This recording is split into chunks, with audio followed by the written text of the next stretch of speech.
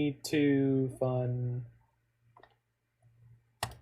Alrighty, we are back here in the modern format with a little bit of Urza here on the Mana Symbol channel. One of my absolute favorite cards of all time, Urza, Lord High Artificer, has taken a serious hit to its playability with the loss of Arkham's Astrolabe. However, we are soldiering on, trying different builds here. So we are back with a little bit of Urza. So that is Whir of Invention in the deck as a tutoring card. So we've got it for blue, blue, blue, and X. It's an instant with Improvise, so we can tap artifacts to add to that X. You get to search our library for an artifact card with converted mana cost X or less, put it on the battlefield, and then shuffle your library. So the main usage of this is to get Thopter Foundry or Sword of the Meek to assemble these two together, which with Urza are an infinite combo that gains you infinite life, gives you infinite Thopters, and gets you infinite mana. So essentially you win the game on the spot. But on its own, Thopter Foundry Sword of the Meek is a pretty powerful combo in that you will be able to create a 1/1 Thopter and gain 1 life for each mana that you throw into your little engine here. So that's pretty great. Then on top of that, we get to use Whir of Invention to grab some silver bullet cards such as Ensnaring Bridge, Damping Sphere, Pithing Needle, and Aether Spellbomb to help us get through some matchups. We've got Path to Exile as a powerful piece of removal in the modern format. We've got some Witching Wells, which we can use to grind. Chromatic Star also works pretty well with our 3 copies of Emry, Lurker of the Loch. And then we've also got Stoneforge Mystic in this deck as well. Stoneforge Mystic can get our Sword of the Meek or Batterskull. Batterskull allows us to play a sort of mid-rangey game, much like the Sharkblade deck. And then we've got Cryptic Command in here as well. I do wonder, personally, if this deck could be built in a similar configuration, just fully eschewing Urza, Lord High Artificer, and focusing on maybe things like Sharknado, more copies of Teferi Time Raveler, more copies of this, that, or the other.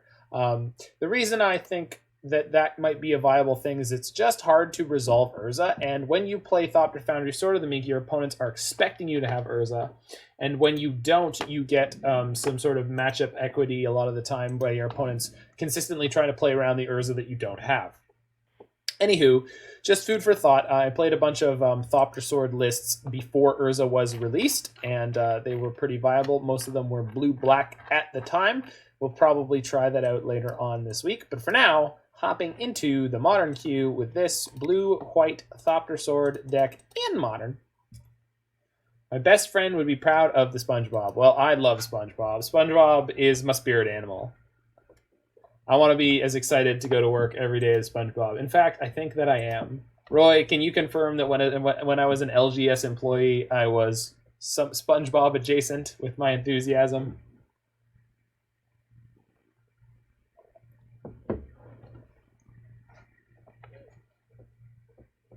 I'm not kidding. I'm not. I'm really not. My general level of enthusiasm is quite high.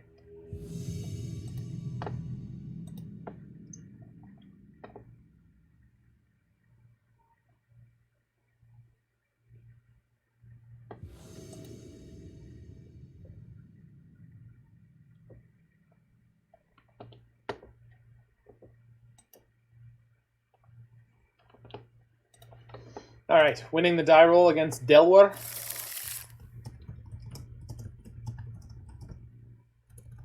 We got turn 2 Emry here, seems pretty good. We got Sword of the Meek, so all we need is Thopter Foundry, and we will be there on the Cambo. So that is good. So let us jam.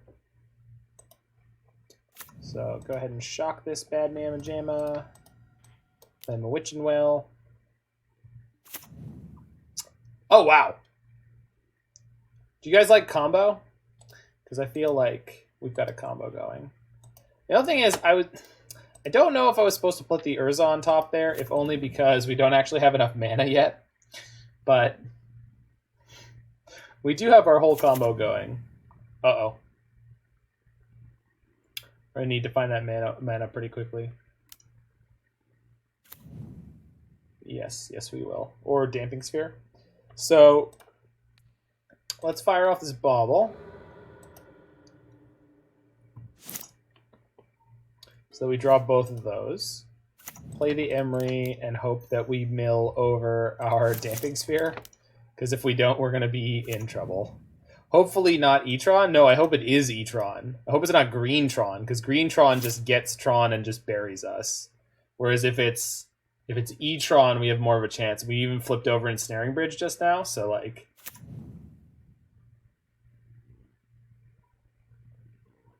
Okay. Hope it's E-Tron, I guess. Ah, nope, not E-Tron. Why do you think it's not E-Tron? Sorry, I saw you say nope, not E-Tron before I saw you say the other one. Read them in reverse order for whatever reason. Your Bauble showed the Ancient Stirrings. Oh, it did. Yeah, I wasn't even paying enough attention. Look at you. Sharp as attack, this one. Well, we've got Field of Ruin, luckily, so let's just play Mishra's Bauble. Mishra's Bauble. Mishra's Bauble. And throw down our Inventors Fair and say a little prayer. Say a little prayer, folks. But we got Emry, Mishra's Bauble going here, so... I just noticed we don't have Amber in the deck. I hope we can empty our hands out fast enough for the Ensnaring Bridge matchups. I agree with that. That is an interesting thing to watch for as we go through the matches. I don't think it's going to be a problem. Okay, so they put mine in their hand. We'll Bauble them so we get to know what the next card they're drawing is, which is an Urza's Tower. So we're going to shoot their power plant. So that was some clever, surprisingly clever sequencing from me, given that I don't normally sequence that. Oh, I should have draw step. Yeah. So I just invalidated the fact that I found out the top card of their library was something that... So if I was as smart as I was acting like I had been, we would have Field of Ruin them during their draw step, because we just shuffled away the Urza's Tower they were about to draw, which would have been redundant and not useful. So now they have a reasonable chance of... Or they have an easier time... Actually, it doesn't really matter. No, now they might find another tower. So actually it was okay to shuffle away. They put Blast Zone in their hand, so that means they likely don't have their next Tron land, or they already had it. But that's all right. So the interesting question is, how quickly can I assemble Thopter Foundry combo right now? I definitely cannot do it this turn. The biggest limiting factor is just not being able to put out a white mana. No one of Bottle Cloister. Not actually worth it, but I like that card, and it's good with Ensnaring Bridge. Yeah, that's some old school technology from the Whir prison decks. So I wonder if the best thing to do this turn is to use Emry to get back Bauble, crack Bauble on them, use Emry to get back Bauble, untapping it with Minamo, and then play Thopter Foundry? No, I can't do that because this doesn't... yeah, okay, I can't do that anyway. I think we're just going to play Urza here and a Bauble. And then probably the Sword of the Meek. If they have a Karn, they'll be able to come after my Urza. But I think that's all right.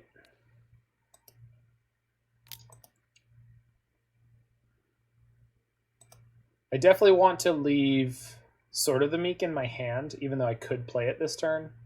So I think we just stop here.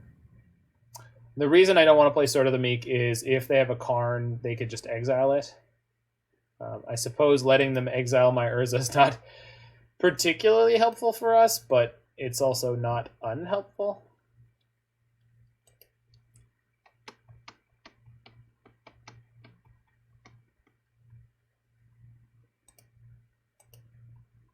So if they manage to get O-Stone or Ugin or Karn here, we're going to be in trouble. But they had Sylvan Scrying on top, which does not necessarily mean we get Troned. Okay, so we get Troned.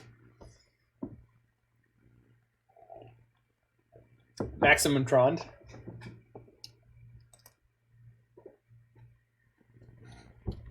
And what do they have with it? Looks like Ugin. Hopefully Ballista X. Shit. Okay, so I think we're just dead.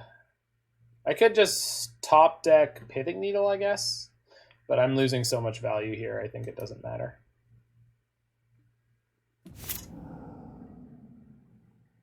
I can kill the Ugin, so that's something. Oh, well, okay. So, play Sword, play Thopter Foundry, and maybe combo them next turn. Not the worst plan I've ever heard of. Can Mize using this construct? Yeah, we kind of did. Save Bauble, we were one artifact from using Fair, I guess. Yeah, I didn't. Yeah, I don't think I was into that. Well, luckily, because we had an Urza in play, they had to X-4 on their Ugin. So we get to knock the Ugin down, and I have another Thopter Foundry in hand. So it's possible to draw a land on my turn and be able to go off through a second Ugin. If they have a Karn, that's kind of one of the worst things that could happen to us. Karn liberated. Karn the Pantsless. The Pantsless Wonder.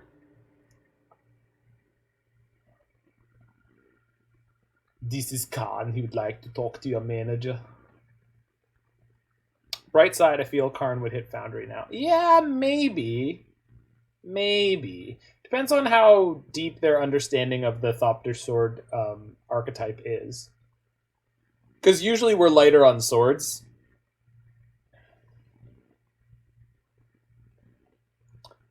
But it does depend. Much like an adult undergarment.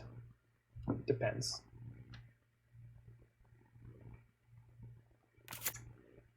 Second Forest feels good. Second Forest feels good. There's still that Sylvan Scrying in their hand. And Blast Zone. What's going on, Larynx Punchworthy? We're back here trying to play bad modern decks in Modern. Hola, ¿cómo estás? ¿Está bien?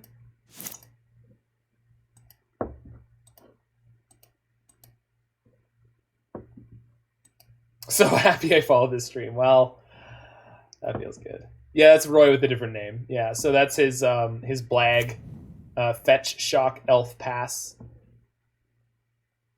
Yeah, Roy, speaking of which, on the this week's episode of Faithless Brewing, I think Dave says that your name is FSEP. So just be mentally prepared for that. FSEP. Okay, so that's a good draw. So if I play Urza, they can attempt to kill it in response to me trying to go off. However, we can get this Damping Sphere into play no matter what. I think it's worth doing and just making infinite Thopters. Hopefully they concede here, but maybe not. Because the only thing that can beat this is O-Stone, essentially. Okay, so let's see if this resolves. Would you like to respond? Okay. Go to combat. Attack with my Infinity.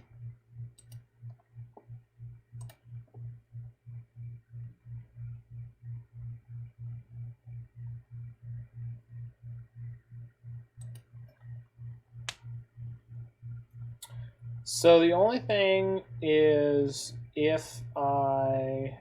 No, wait, we're okay, we're okay.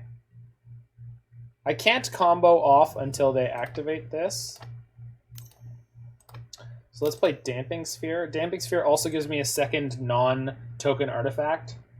So this means that we will have the ability to go off twice if they try to kill my Urza.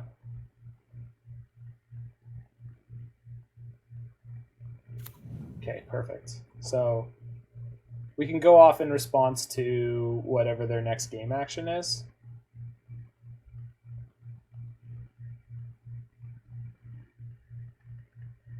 Oh, you probably got gifted, Roy. Son of a bitch. Hold on. Much like I did.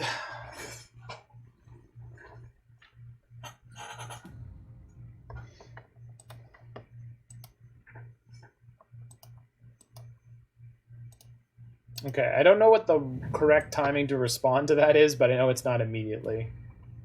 Second one. Okay, so I think it's now. So we'll tap Thopter Foundry. First thing we sacrifice is Sword of the Meek. So now they have to crank their Walking Ballista and ping Urza twice in response.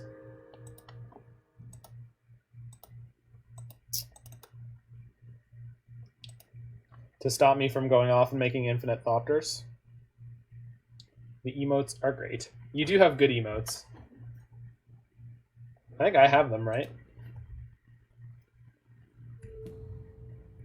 Yeah, I do. They shoot the Thopter? Oh, opponent, you're funny.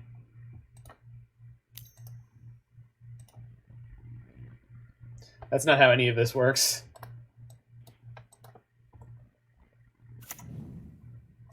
And my Urza still alive.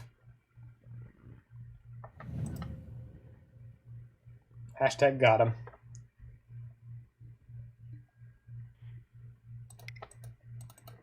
Poor opponent. I know, I know. Don't feel bad for them. They registered Greentron. They knew what they were doing. This league's off to a sketchy start. Hey man, we'll take what we can get here. Walking Ballista X equals 1. Okay, so in response, we'll make infinite Thopters. We're gonna be here a minute. I would use the music. The music that I had before, Saber Dance, but the problem is I actually got copyright claimed, so I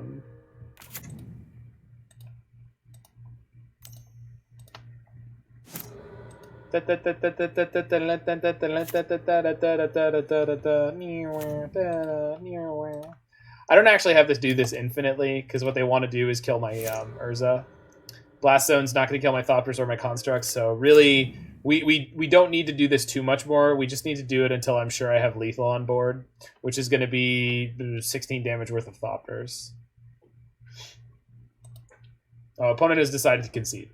Good, good, good, good.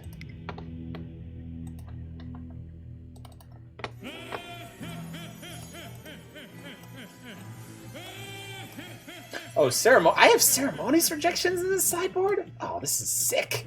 Sick. Okay, we could play Aether Gust. I don't think I want to in this matchup. I'd rather counter their threats. Yeah, Rejection's really good here. And Path is not great. I mean, theoretically, we'll just beat a Wormcoil Engine, something of that nature. So I think this is all the sideboarding I want. I guess I could take out the other Teferi, but I think leaving one is probably fine. This board is so mean to Tron. That's because Tron is really popular right now. I mean, so Ashiok Dreamrender is kind of sketch against Green Tron. I don't feel super good about it, but like I would almost feel better about playing the Teferis, but we'll see. Ashiok's kind of like Chalice. What green threats do they play post board? Against me? Probably not many. I'm not worried about Thragtusk.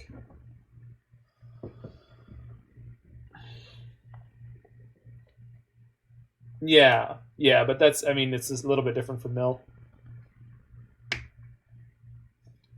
So between Pithing Needle and Ceremonious Rejection, as well as the Cryptic Commands that were already in the deck, we should be okay here. Oh yeah, and the Damping Sphere that was already in the deck. I guess I could have Aether Gust to stop their Nature's Claims and things like that, but I'm not super worried about those. Like if I get a Damping Sphere set up and they have a Nature's Claim or what have you, I think I'll be all right.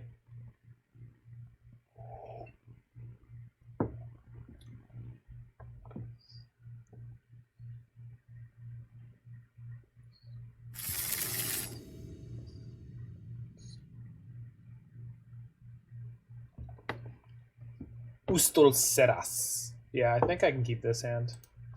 It's not crazy, but it's got the Ceremonious Rejection. And it's got a turn 2 Emry with Witching Well and Aether Spellbomb.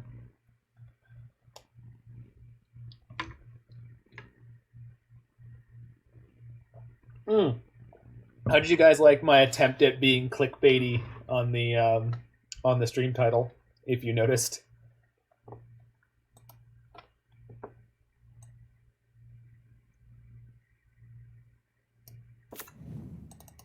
You asked a question. You sent in a mailbag question. You know you did that. You know you did that. Don't pretend that you're so innocent. You know what you did, Roy. I don't really need that, but I'll take it. So we'll put Thopter Foundry on top. We'll ship the next fetch land.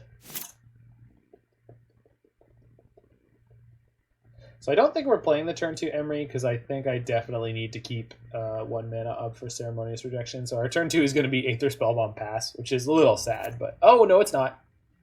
No, it's not, because they do not have turn 3 Tron. Okay, so we'll play Minamo, Spellbomb, Emry. Saw you were live and clicked. Yeah, there are a lot of cool streams on. Thank you for spending your time with me here. Pithing Needle in the yard. Oh yeah. The last Urza streamer as of 7:54 p.m. EST on 2027-9/29. I was very specific. I was only the last Urza streamer in that moment. Other than any other moment of time, I don't know. Another expedition map, okay. So I'd love to get a look at their hand so we could try to insulate ourselves from whatever horrible thing is about to happen to us. But that's probably not an option. We do have Ceremonious Rejection, which is kind of nice. Oh, well, then. This deck just loves me today. This deck is awesome. Thanks, Speeve. It's mostly my own construction with a little bit of inspiration from someone who popped into the chat at one point. So I could aggressively go after one of their lands here, which would give me 1 mana to play Pithing Needle afterwards, and I'd probably play Pithing Needle on Blast Zone, which is not the most exciting idea. This can get me Hallowed Fountain for next turn, so this can get me an island to play the Ceremonious Rejection anyway. It just means I don't get to do anything with my mana this turn, which is kind of unfortunate, but I think... No, we're definitely going to hold up Rejection. It just means that I can't... Like, I want to disrupt their mana before I have to feel like I'm boxed into holding up Rejection. It just means that I'm not doing anything with my Emry. I guess I could have attacked for one, but I think it's pretty marginal. Yeah, this deck has Stoneforge. Okay. So we let them finish fetching.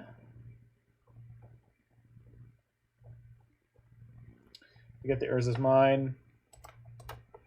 We'll go draw step. Knock down their power plant. Yeah, that's the one. Been wanting to try to mix the two. Well, that is what we're doing today. That is what we're doing today. And I have ideas for further iterations of this deck depending on how this one goes. Managed to beat Tron in game 1, so we had a few strokes of luck that got us a win. But then again, we're playing Magic, so luck is always a variable.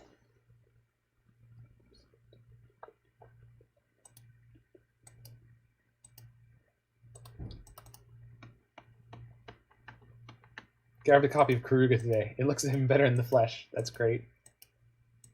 Were you at 4-1 in person? They're really factually open?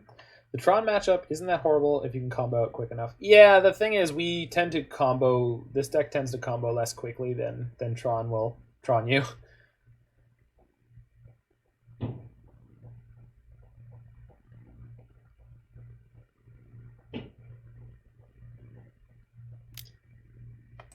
They don't sell singles in person. They require online orders. Okay, that makes sense. So it's just like you pick up in person? Yeah. That's what I figured. Okay, so we'll just go end step, sack, Aether Spellbomb, draw a card. Never leave home without your Ceremonious Rejections. That's someone who's been burned in Modern right there. Ooh, hello. Ooh, piece of candy. Ooh, piece of candy. Holy crap. This deck really wants to combo today. Good golly. All right.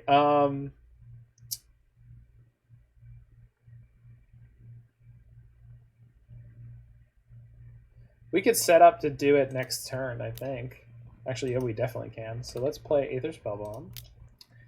The problem is... It's not a problem, but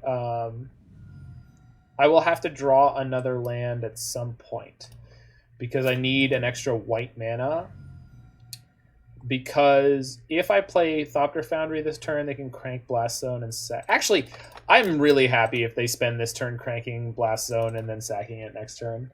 I raised you with better morals than this. No, you didn't. I raised you with worse morals than this.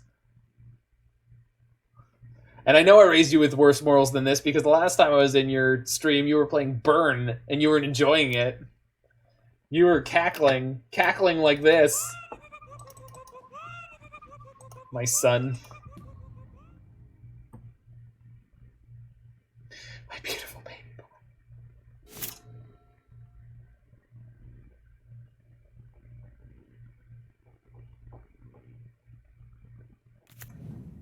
Alright, they got the Tronic. They got the Tronic. Give me a hit, baby. Give me that Tronic.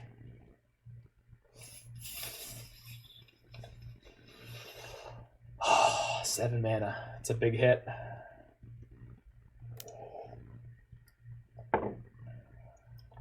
Alright, they're cracking Chromatic Star. This feels good. It's a sign of weakness. Or a sign that they want to consider their options most fully. Hopefully they play something goofy like Wormcoil Engine. Thragtusk. Please play Thragtusk. That'd be great. I would love that. Expedition map. Resolves. You've already played a land for this turn. What do you want? A second Blast Zone? Go nuts. Scavenger Ground? Veil of Summer could be brutal. Yeah, it could be. That's always an option. I haven't seen Veil out of the Green Tron list in a little while, but it's always a danger. Alright, so they're going to hold up their Blast Zone, which means we won't be able to go for combo, but I hear a lot of, I like to make sure that my opponents play fair, and then voicing disdain for cheating mana costs. Well, that's not for me, right? Okay, so we'll sack the Aether Spellbomb. I think I can afford that, mana-wise, and we're just looking for another land. Because we have another land, we can play Urza, play the sword, and then they'll Blast Zone, and we'll be able to replay the Thopter Foundry with Emry, as long as I have access to this white mana. Perfect, that's exactly what I wanted. Okay, so first up, we can play the Urza first if we want to, because this can get my white mana. Hello! I just played Pox in Legacy. Good human. Be true to yourself. Do do do do do do do do do do do do. I wonder if they have Dismember. That'd be frustrating. Oh, okay. They're gonna crack Blast Zone in response to this. Oh, they're gonna mess with my mana. Yeah, that's a good play. Huh. Well done, opponent. That was a line I did not consider. So they only kill the Thopter Foundry though, and I think I still have enough. 1, 2. Play the sword. Sword plus Hallowed Fountain plays the Thopter Foundry. Yeah, we're good. We did it! We did it!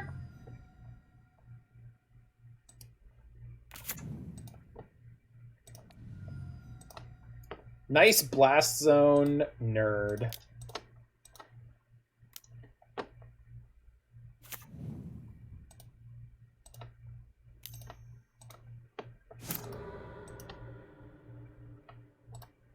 Yeah, so the Mana Trader series for the next month is going to be playing Legacy. So I will be playing a bunch of Strifo Pile. I'll do at least one video officially of it. Uh-oh. Okay, they're just looking if they find... what's it called? Ancient, not Ancient Stirrings. Natural... What is it? Natural Order? Natural State? The 1 CMC disenchant? That Nature's Claim. Nature's Claim. Got it. I found it. I found it. What? No, I don't want to quit. Fine, we got time. We're actually up on clock against Green Tron. Nature's Claim.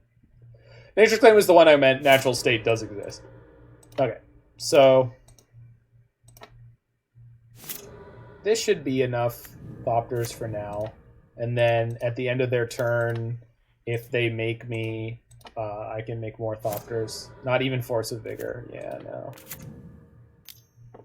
Nobody. People have been really skimping on their artifact removal. It was a comment that at least one. Oh, it was Dave on Faithless Brewing. He was talking about how blue-white Sharkblade, like all the lists that were successful with blue-white Sharkblade, didn't have a single disenchant or disenchant similar effect in their entire 75. Which they had things like Cryptic Command, right? But that's 4 CMC. So like if someone gets something through, like Thopter Foundry, Sword of the Meek, or something of that nature, then they're straight up a creek.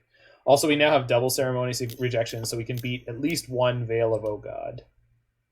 Well, Ulamog actually loses to us. Tap 11 mana. Chromatic Star. Okay. They banned out Opal and Astro, and Teferi is main, right? Yes. What am I worried about? I'm not worried about anything. I'm most worried about O-Stone plus Veil. But I'm not worried about O-Stone plus Veil. I'm just most worried about O-Stone plus Veil. You're worried about something. I'm not worried about anything. I'm not worried about this. All is dust. I'm not worried about all his dust. Wait, yes I am. These are blue. Eugene doesn't matter. I got him. Yeah, they conceded. We got him. Easy peasy.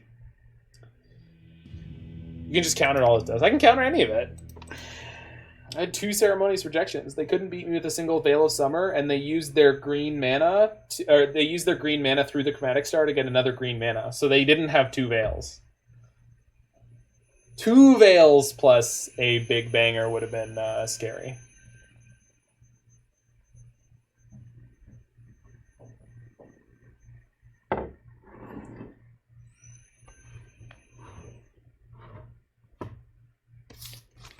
I've got my Tron lands right here. 9 of 12 have been acquired, so that I can look my Tron opponent in the eye after I beat them and tear an Antiquities Tron land in half. It's clearly the intent of these. Actually, the intent of them is to be gorgeous and to be played in E-Tron.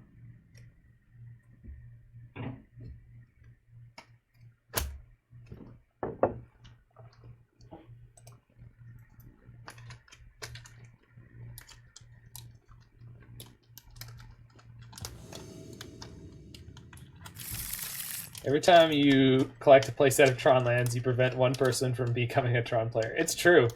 It's true. If everyone was doing their part, this could all be over by now.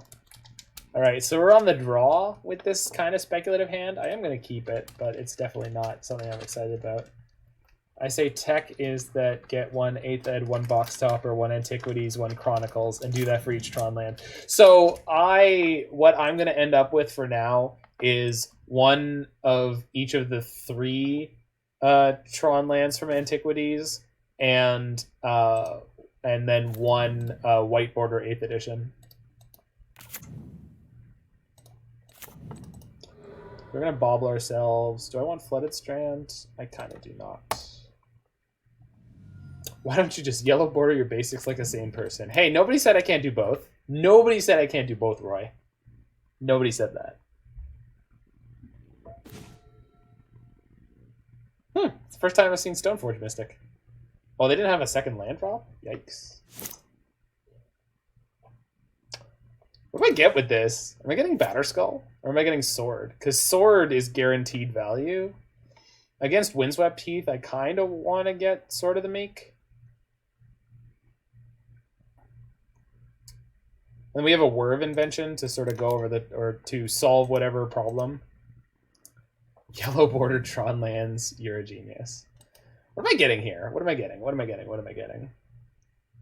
Which of these do I want? Are we playing fair or not? I've got Thopter Foundries in my hand. I'm getting Sword of the Meek. Screw it. Although I guess Whir could get the sword because this drops in the Batterskull. So probably should have gotten the Batterskull, especially not knowing what my opponent's on. Path. Okay. No, this works better. This works out better for me. Pokemon has yellow borders. It sure does. For reference, people, Roy has actually yellow bordered his basics. They're yellow bordered. Just run Pokemon Energy as basics. You mean the Theros lands? Those are legal. Those are Magic the Gathering cards. Okay. So we'll get another island is fine. All right. Let's survive a single turn cycle, I guess. Do you fetch anything in the dick? Roy, I don't think you're supposed to ask someone that. It's like Sharpie are the non-term. No, Sharpie. So, because they're yellow bordered, not gold bordered.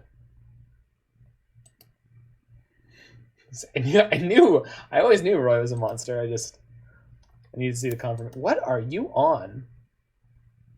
Is this 4-color copycat? I don't know what opponent's up to, but I just need to draw an Ice Fang Quaddle. Oath of Mist.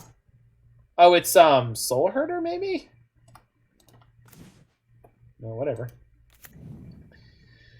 So I've got Cryptic Command up, so I'm just gonna pass the turn and make 4 Thoppers per turn or Cryptic.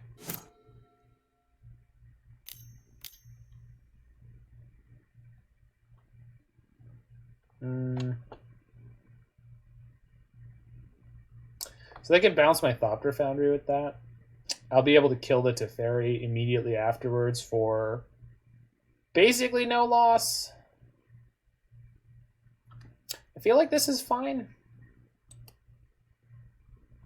What's your next draw? What are you drawing with this Teferi if I let it resolve? Oath of Nissa. I guess they could bounce Oath of Nissa. It's probably 4-color Saheeli. This is Devoted combo deck, the banned version. I don't think it's Devoted Druid with all these Oath of Nissas.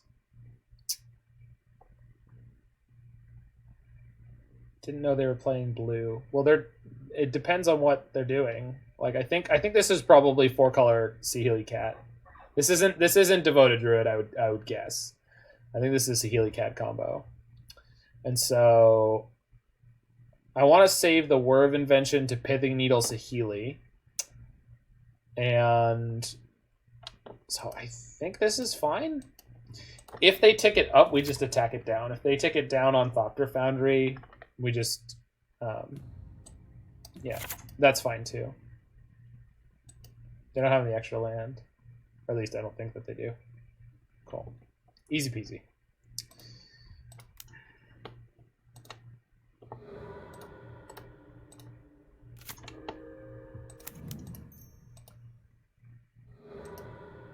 Yeah, you can link a list. You can always link it lists for educational or non-educational entertainment value.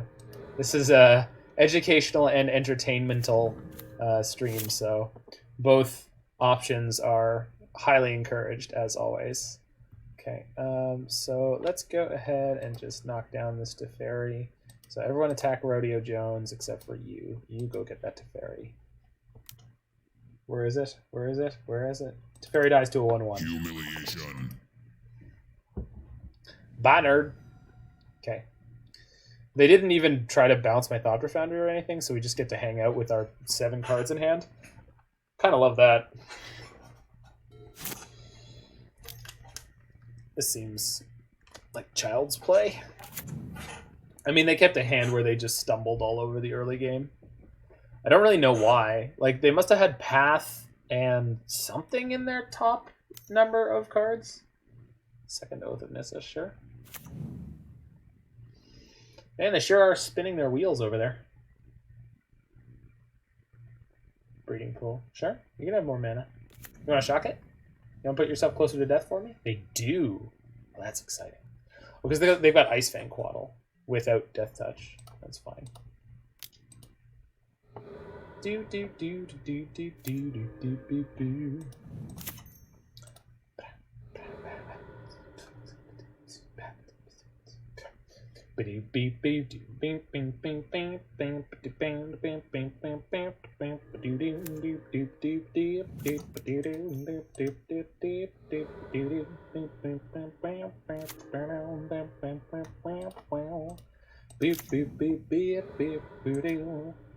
Making all the Thopters.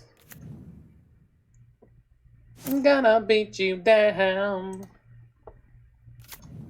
Making all these Thopters. Playing like a clown. Yeah, you can cantrip. What are you gonna do? Win? Not like this, you're not. I've recently taken a liking to Oakhame Adversary. I also found that's a CEDH control deck thing. Neat. Play a Witching Well. The Batterskull. I'll put that on the bottom. Polluted Delta on top's fine. They conceded. Oh, really? Oh, really? Now you conceded? After I attacked there? I'm assuming they conceded after they drew whatever it is they drew. So let's see. 3 and a green. Elf Warrior 2/3. The spell costs 2 less to cast and opponent controls a green permanent. Death Touch. Oh, it's from Core 19, right? I think it's from Core 19. Okay. Mystical Dispute. And Teferi. I think that's all I really have for this matchup. And I don't even know if Teferi's all that good. I think just the Mystical Disputes. I want to beat their Teferis. I don't think I need Damping Sphere. Oh, it's from Eldraine? Huh. There you go. Learn something new every day. Let's see. One more cut. Maybe a path? Or maybe just multiple paths, because like Damping Sphere might be better. Well, Teferi's probably alright. I guess path beats the cat. There's usually the colors of Sultai at every CEDH table between the 4 players. Well, I think you could say that about any colors, right? Like you could say there's probably Mardu at every CEDH. Well, maybe not Mardu because nobody's playing white. Is that an accurate complaint? I don't know. Do I want Ensnaring Bridge in this matchup? I feel like it's very unlikely that I'm going to get myself down to 0 cards in hand. And 0 is what you need to survive the cat combo. I feel like Bridge is something that we want against decks like E-Tron and things that are going to have creatures of a larger size. Blue has all the counters, green has all the dorks, black has tutors. Yeah. Well, and green has like card draw and mana. Blue has card draw. Is Gust too weak? I think the issue with Gust is it doesn't... Oh, maybe... The thing is, Gust is really bad against Teferi Time Raveler. Which might be sort of making a concession to like, okay, I guess the game's already gone wrong at that point. Deflecting Swat, Dockside Extortionist, Underworld Breach. Red is much better than it used to be. Neat. Yeah, Breach seems like something that would be a real card, CEDH.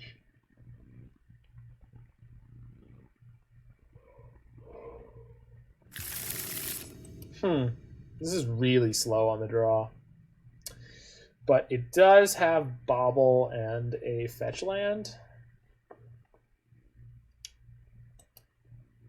Yeah, I don't think I should keep that. Not in this matchup. Yeah, that's considerably worse. Well, it's bad, but... Boy, do we need a white mana, huh? So I need to keep this Aether Spellbomb because it's a cantrip. That's a yikes. Probably should just bottom the Stoneforge and then try to get Thopter Sword going here. Yeah. Hey, how's it going, Pi? Is this my list? I didn't know you had a blue-white Thopter Sword list. It is not. This is a list that I crafted myself.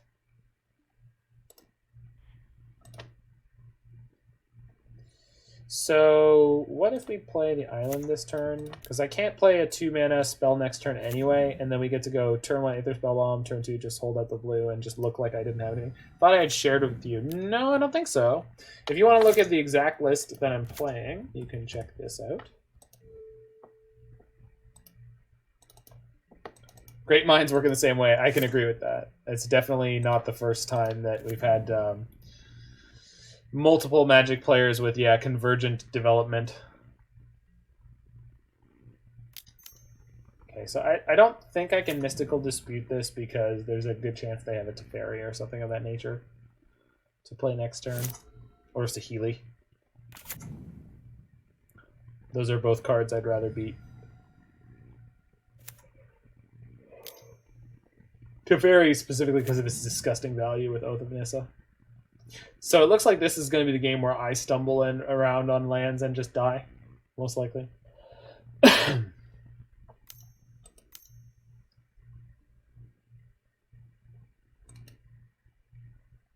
Well then, I like this deck. I like opponent's deck. Opponent's deck is sweet. This version of Cat Combo I could make myself play. Oh, congratulations on the sweet runs with Death Shadow Pie. That's an awesome job. Awesome, awesome, awesome job, dude. All right, so now we get to go Bauble, Stoneforge. They're really close to having the third snow permanent, which basically is going to blank my Batterskull pretty hard, so I'm just going to grab the Sword of the Meek. Plus, I already have the Thopter Foundry in my hand, so... I don't need to Bauble right now, but I'll probably upkeep them. No, I missed it. That's okay. Shit, they have a fetch land. Okay, they used the fetch land. That's good. Please play Jace the Mind Sculptor. Jace. Jace. Jace. That's not Jace. That's probably Teferi. Saheeli Rai. I'll take it. Bonk. Very similar list to my own. I was playing a playset of Maze Mind Tome. Oh, how did that work? I don't know how good that is in a deck like this, but I'm trying it in the other one that I'm playing tonight. What's on top? Path to Exile. That's perfect. I don't really care about that card from them at all. Land? Land? Shit. All right. Well, can't win them all. I think with Urza it does the trick. Yeah, the problem with Maze Mind Tome coming down and being powerful after Urza is if you resolve an Urza, you're hopefully doing pretty well already. So I'm just not convinced that that is a particularly useful interaction, I guess is what I'm saying. The Urza would just get pathed anyways, right? Yeah, I guess so, but Tome helps you stabilize. I mean, maybe. Maybe. It's pretty slow against something like Burn. Let's see if I can grab a Citadel. With what? Whir? You can. Yeah, it's just artifacts. So you can grab Bolus's Citadel if you want. Not attacking. Okay. Sold. Whoop. Okay. So I could Whir for Thopter Foundry. Because I'm guessing with all this mana up, they have some kind of plan. Oh, Darksteel Citadel. Yeah, you can. It's an artifact.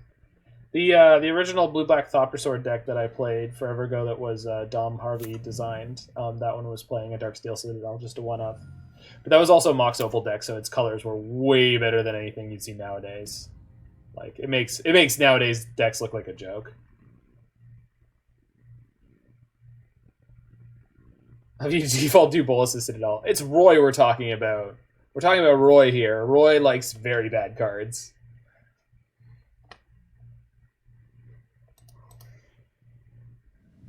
See? Roy knows what he likes. Their Ren and 6 being able to ult next turn is really bad for us, though. So I guess, depending on what... Shit, this is gonna... Yeah, I was really hoping this would be something more mana-intensive than Mystical Dispute. We're going to be in trouble in a second. Okay, so we're in trouble. So I have to attack the Ren and 6. No block. Chonky version with Urian. Oh, we're playing a Urian Kinnan deck later. Where's Jiggy? I don't know. I'm sure he's around. He hasn't said hi yet.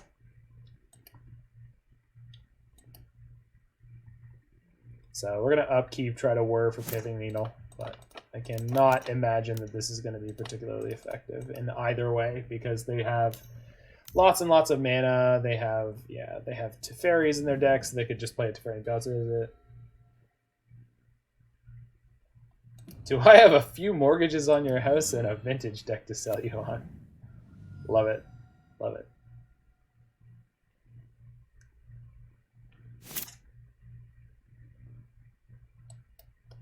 Yeah, this is pretty bad.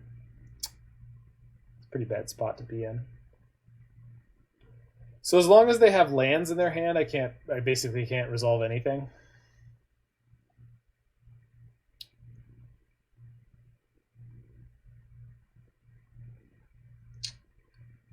Yeah. They don't have 2 blue right now, though. But they have 1 blue, so they can Mystical Dispute. My best bet for resolving something is Stoneforge Mystic, but they can even counter that. I don't know. Let's just see. I think we're screwed here. They only need 1 land to crush me here. I brainstormed into my own chains the other day 2 times in 1 turn. It was a super crazy time. That sounds insane. Yes, I understand that. Even the Stoneforge Mystic, because they can just play full price. Low milled 18 cards. Sick. No, I knew it was hopeless. I was just like trying to figure out the best line that was the least hopeless, but there was nothing to be seen. There is no joy here, Roy. It's been robbed from our hearts.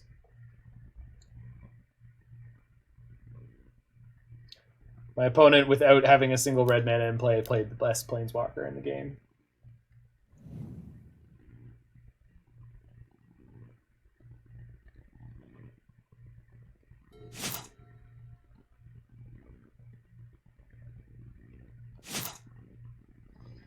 Well, it's pretty good draws. Thing is, they're not playing any lands, so they must be just drawing more. Roy changed his Twitch name. He did. He's now under his correct pseudonym of FSEP, which is Fetch Shock Elf Pass. I don't know why there's a 7.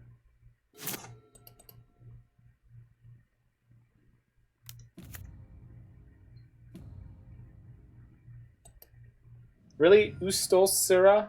What was it before?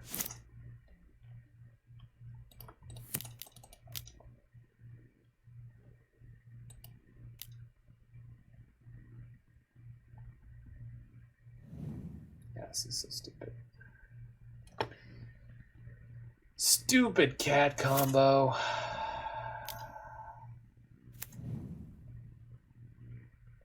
What the hell is Saheeli's ultimate? Search your library for up to 3 artifact cards with different names, put them on the battlefield, and shuffle your life. You're not even playing any artifacts, are you? Polar Beach.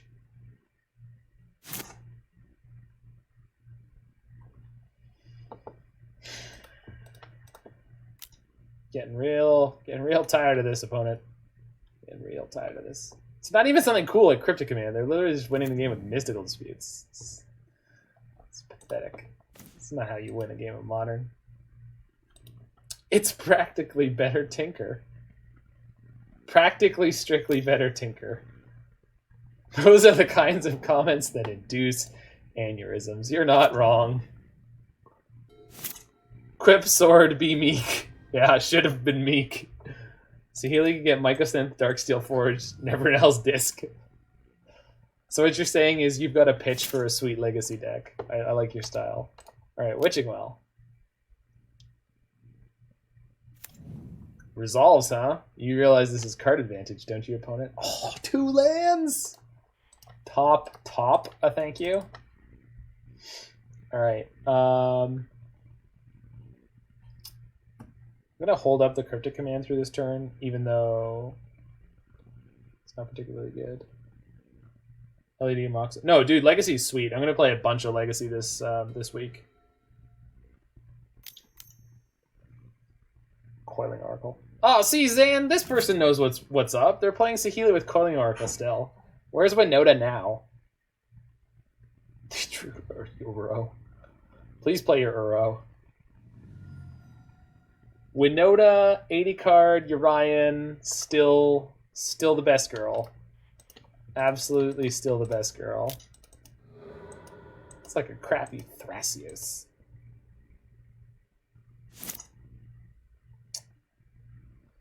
Okay, so now I can play Thopter Foundry with Cryptic. Huh, that's somewhat interesting. Also could have played Flooded Strand so that I had... Yeah, it's fine. It's just... Yeah, force, sure.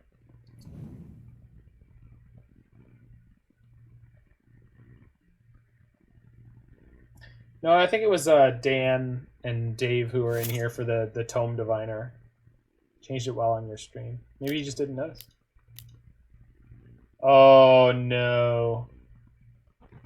They're going full defense here. Counter target spell, return target permanent. So I'm going to force action from them here. They have to counter this, otherwise the Saheeli's back in their hand, so they can't combo this turn. So they'll counter this, and then they'll go for combo next turn. No. Can we bounce the emblem? No! You know we can't. We could Pithing Needle the emblem. Well, no, we can't. But we could say we could. I've got an idea. Let's cheat. Nice game.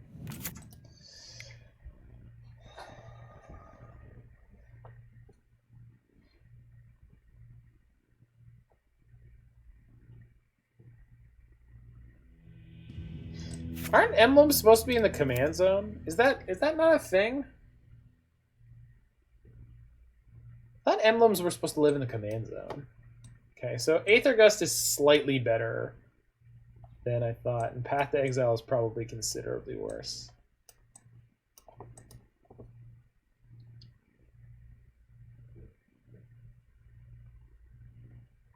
I don't even know if I don't think we need the Batterskull at all in this matchup. Nah, probably okay to keep it, but I think I'll cut a Stoneforge Mystic.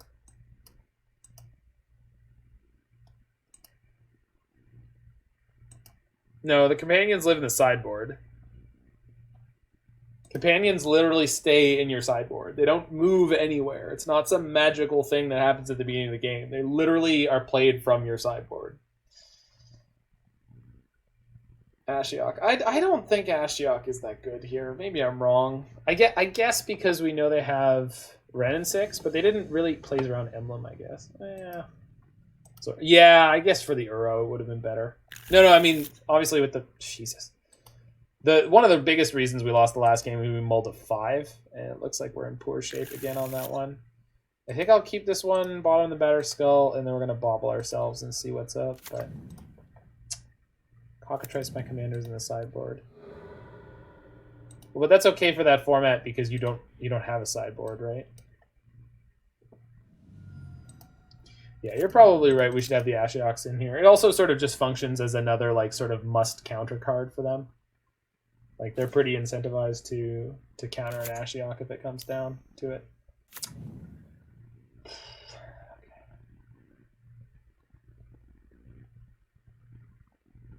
I definitely like all the Teferis with the amount of counter magic we saw out of them in game 2. Okay, so we'll just get this down while we can. Okay, they didn't have force negation here. If we bobbled before playing the fetch, we could have scooped on an empty board. You're not wrong. I also think you are wrong for suggesting that we would scoop this early. Alright, so they can't play Mystical Dispute here, so they have to have Oath of Nissa Mist?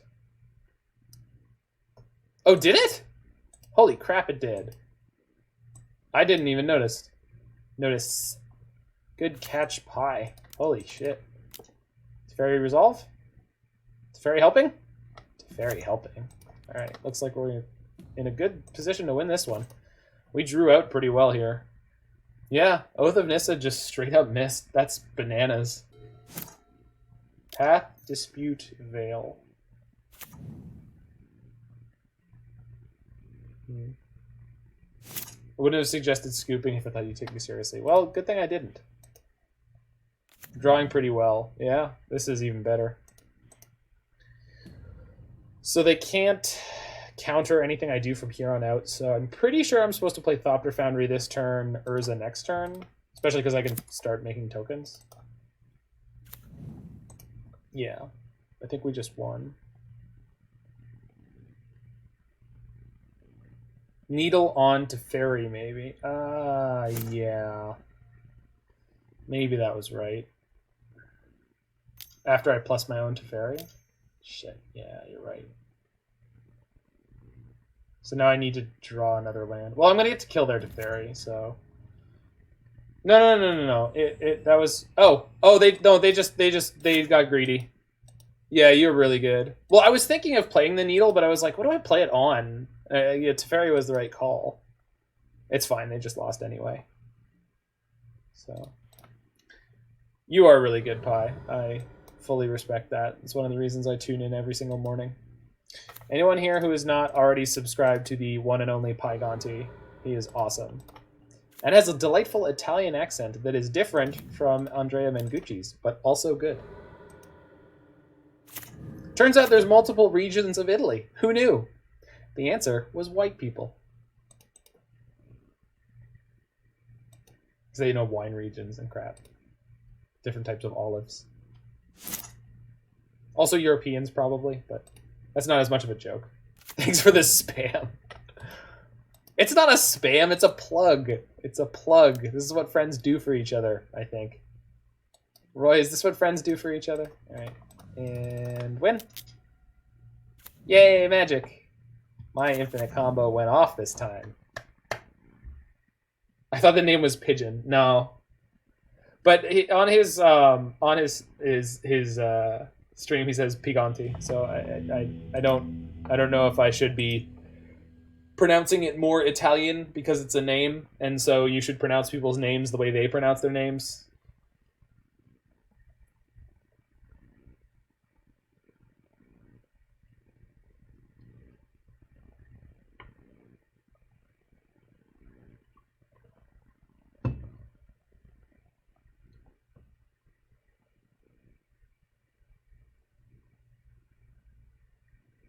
You could just give my name your best shot. I think I got okay at it. It's what is it? Ustolceras? Ustolceras? I know the Sarah is from Viscera Seer, right?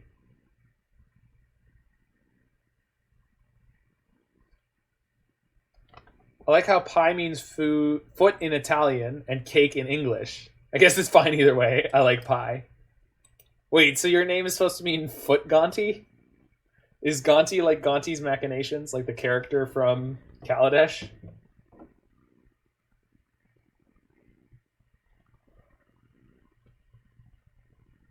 For reference, pie is different than cake. I've had lots of people butcher it. It's a fun mini game each time I follow a streamer. Yeah, lots of people have that. I mean, not that many, but... All right, let's keep rocking. Stoneforge Urza is on a tear here. It's foot in Spanish too. Huh, there you go. Learned more Spanish today.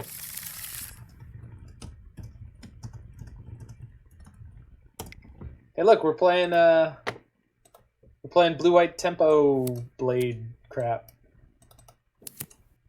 Okay, do this thing, pass it on.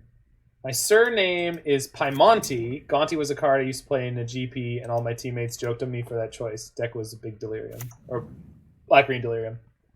Oh, Gonti was good, though, in that standard.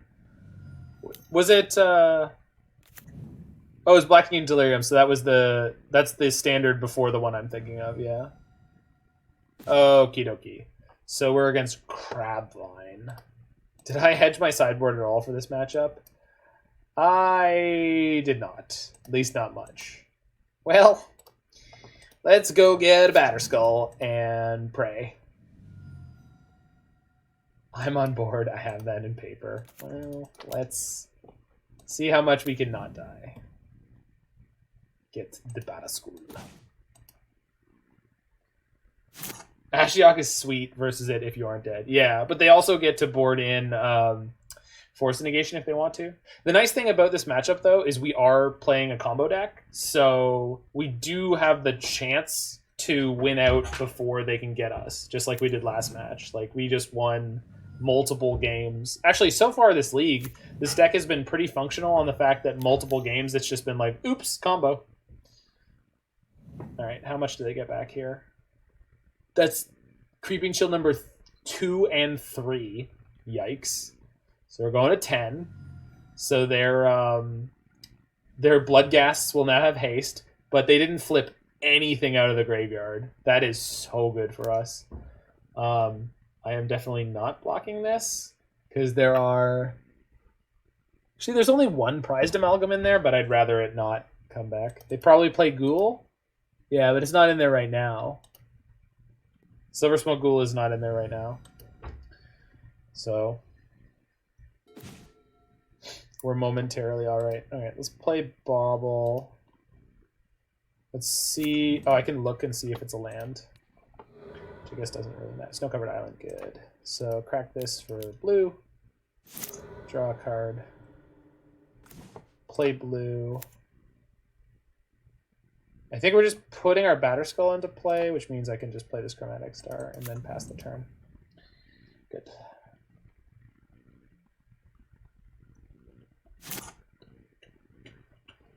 Oh, we're 2-0 in this league. I don't know why the bot's not working properly. But probably the patch broke it. Another one? No, please. Hedron Crab. That's kind of worse. Fetch land? Yikes. I opened Pygonti's stream to follow and my computer crashed. It's that sick Italian internet. Your computer can't handle it. Okay, well, here's hoping we're not dead. Because they've already played one creature. So if they put a Gravecrawler into their graveyard, they're getting back a bunch of Vengevines. Just one so far. 2 now? 2 now. Oh, fuck. We're so dead. No. Okay, they're just casting a Narcomoeba. But there's Vengevines. Okay.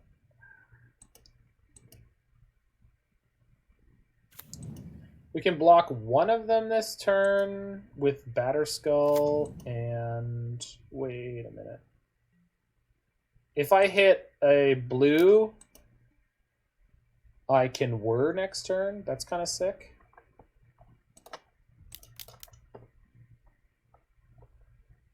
No, wait, I have the Chromatic Star. Let's see how that works.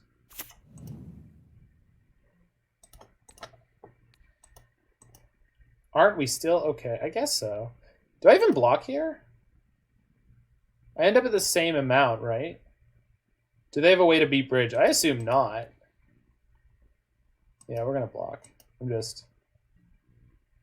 Yeah. This is the same Prized Amalgam coming back 3 times, which I think that's very cute. All right, blue source. That's a blue source. Okay.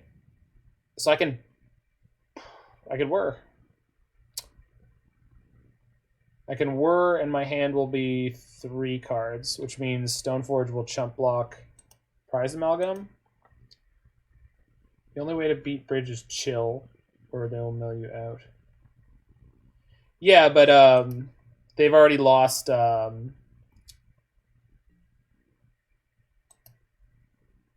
do I want to say? They've already used 3 Creeping Chills, so it's not likely they can chill me out from 9 with only 1 Creeping Chill remaining in their whole deck. Glimpse. Sure. They hit the last one. So we're going to 6, and then we're going to go to 3 this turn? No, we're going to go to, or not 3, we're going to go to 4 this turn. Okay, so, oh no, 3. Because I have to fetch first. So.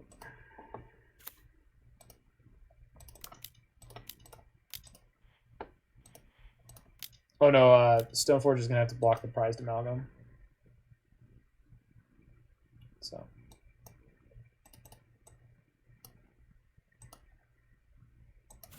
Okay. Only stops the Vengevine this turn, but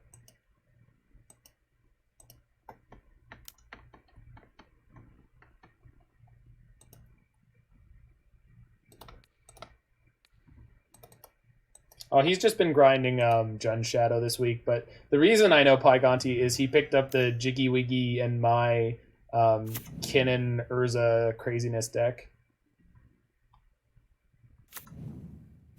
Okay, let's pick up a land right now. Not a fetch. Okay, well, that's still good.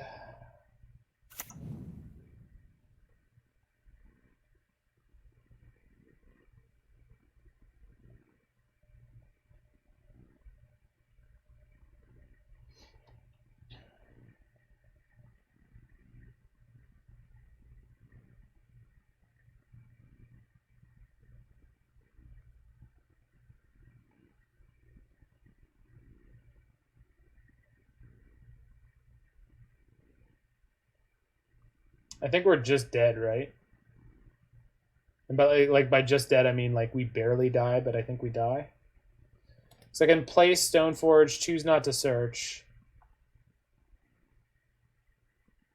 I can use Chromatic Star to path, but I have to draw a card with that.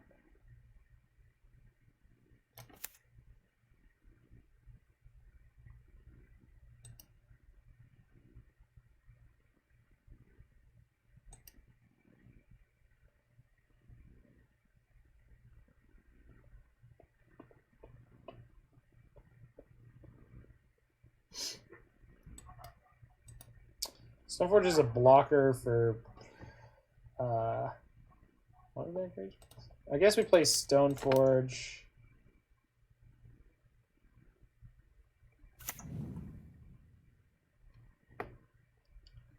Choose not to search.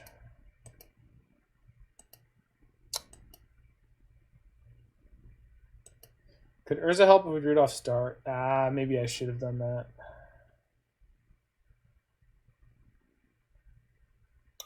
Yeah. Let's have us have another blocker and play up path. Yeah. Could have worked. My line is correct? Okay. I can crack Polluted Delta, put Whir on top, crack the Chromatic Star, and Whir for 2 now. I still have 2 cards in my hand at that point, but then... yeah. No, I didn't do the math either. I mean, they're just going to swing out, right? And then we're just going to die to Narcomoeba. Like, that. The problem is the 2 Narcomoebas they flipped in earlier. And the fact that they've hit all their Creeping Chills already. So we're like, we just got hammered.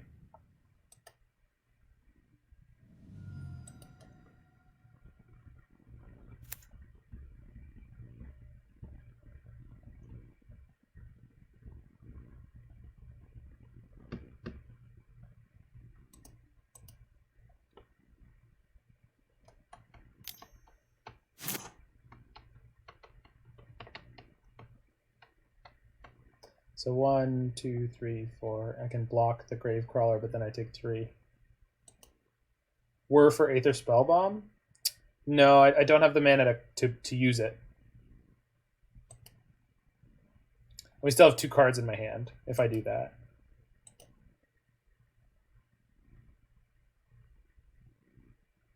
I won't be able to activate the Spellbomb. Do you have a painless way to make white without the star? You can path the Narcomoeba and block a supplier. No, I don't.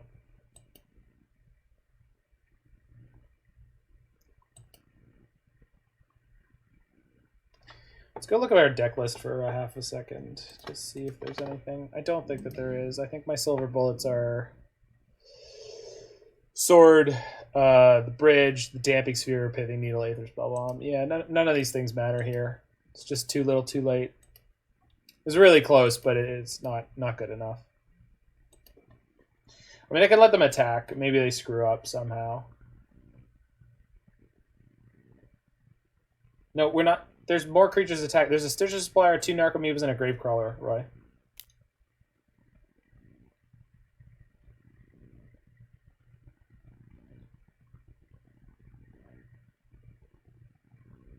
Bomb 1, block 1, path. We do it pre-comment. No, I have to draw a card to do that. I have to crack my Chromatic Star and draw a card in order to be able to play the Path to Exile. We were literally off by 1 life to survive there. Yeah. If you draw a Spellbomb, we're both wrong. Yeah, I mean, that's true. I mean, I should have just... I screwed up because the very first thing I should have done on the very first moment was crack the star. No, you guys are fine. Yeah, the correct line was cracking the star and just seeing what we drew. So I don't think Teferi is particularly useful here. Ashiok's fine. Mystical Dispute's fine. Damping Sphere is not necessary. I think...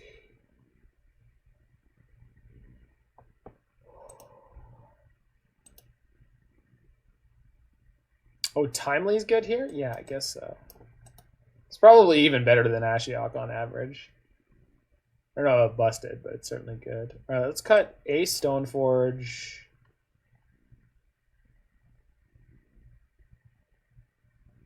Maybe the Batterskull? Cut some Emrys. Yeah. Yeah, I don't have any Soul Guide Lanterns or any Tormod's Crypts in the 75. I think that's a mistake. Sea Purge seems fine, but only if we have air. Yeah, I don't know about Celestial Purge. It doesn't hit Vengevine, which is obviously not like the only thing that matters, but I'd rather... I think the things I'm bringing in I'm more happy with. I kind of want the Batterskull over something. What is Needle for? Oh, yeah, Needle's not for anything in this matchup. Good catch. Good catch. Batterskull better than Needle.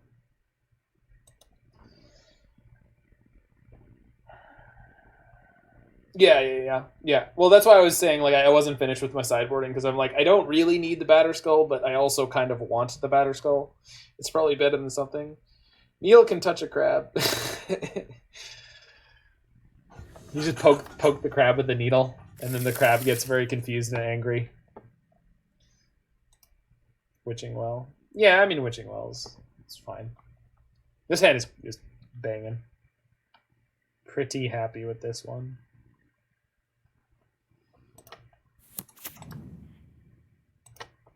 Iceberg Cancrix. That's a card. Crab's just trying to look at Hedrons. Don't disturb it. Remember, take only photos, leave only footprints. I love that flavor text on Hedron Crab. Oh crap, we just drew a Hedron Crab. Oh, but they didn't oh, we'll see. Yeah, they're gonna play it here. Sure. Okay.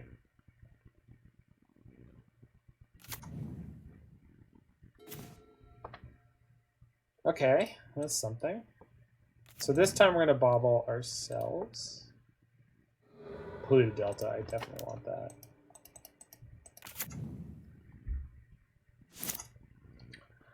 Iceberg Cancrix, best card in MH Limited. Is it actually?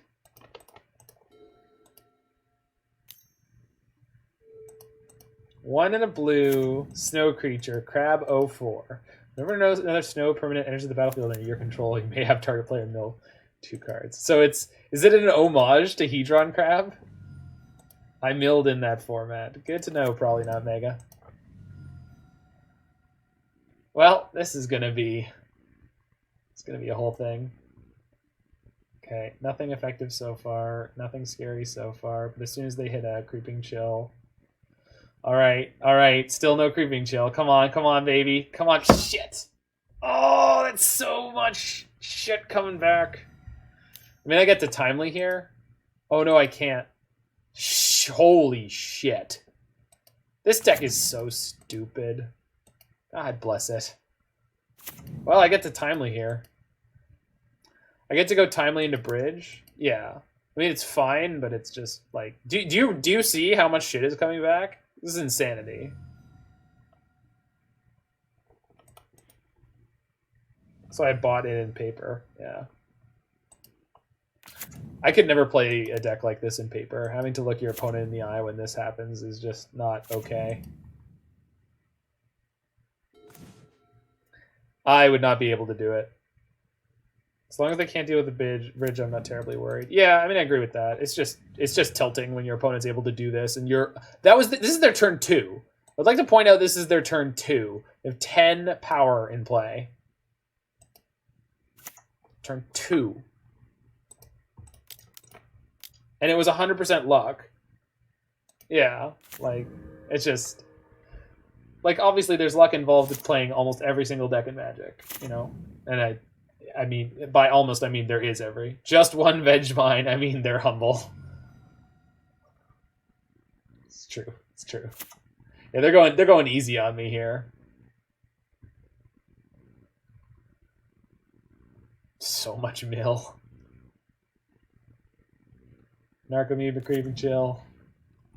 I just F6 here and just use my soldiers to block.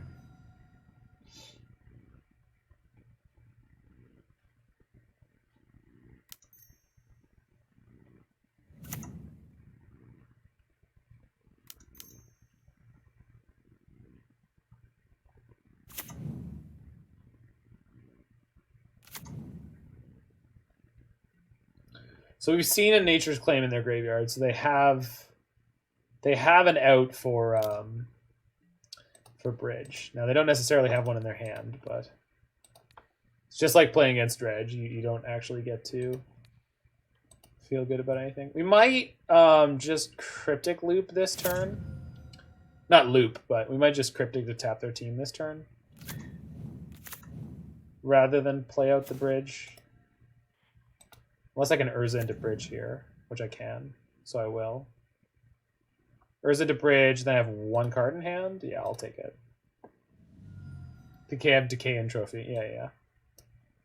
Well, they definitely had a Nature's Claim as well. Yeah, I mean, Nature's Claim is what I noticed first, but like any of those cards is enough, right? Like they don't need more than that.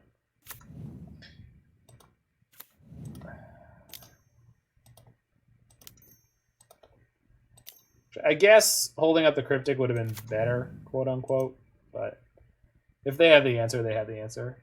They don't have G right now, do they? Oh, they don't. Interesting. I wonder if they milled all of it. I doubt it. Overgrown Tomb. No, that's the only basic they've milled so far. Yeah, there's the green.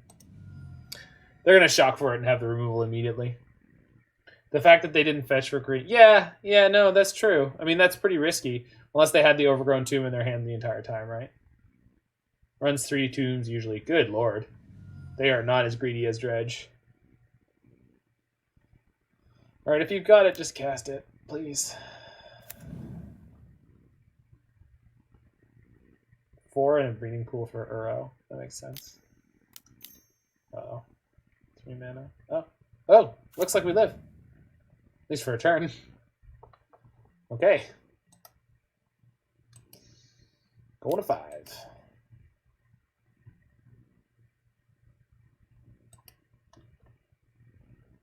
Tomb of Urami. Legendary land, tap, add black. Tomb of Urami deals 1 damage to you if you don't control the ogre.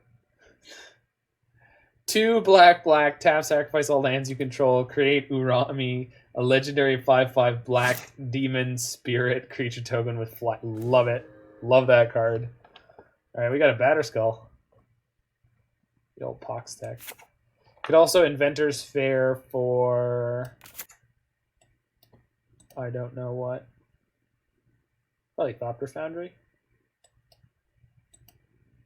Yeah, Inventors Fair triggers. Yeah. I do get to cast Batterskull here and still have Cryptic up, which is kind of great. Because this means if they have a way to remove my bridge... Actually, literally anything that could remove my bridge, what I can do is... Cryptic bounce the bridge, tap their team. So they shouldn't be able to kill me this turn no matter what they have. Sack Silver Smoke, draw a card. Clever. This is the first time I've actually seen anyone use that.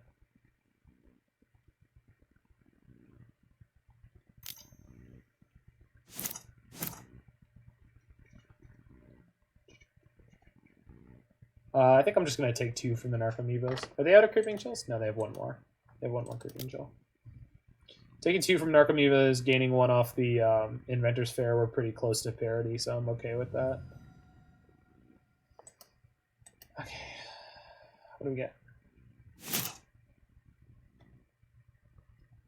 Minamo.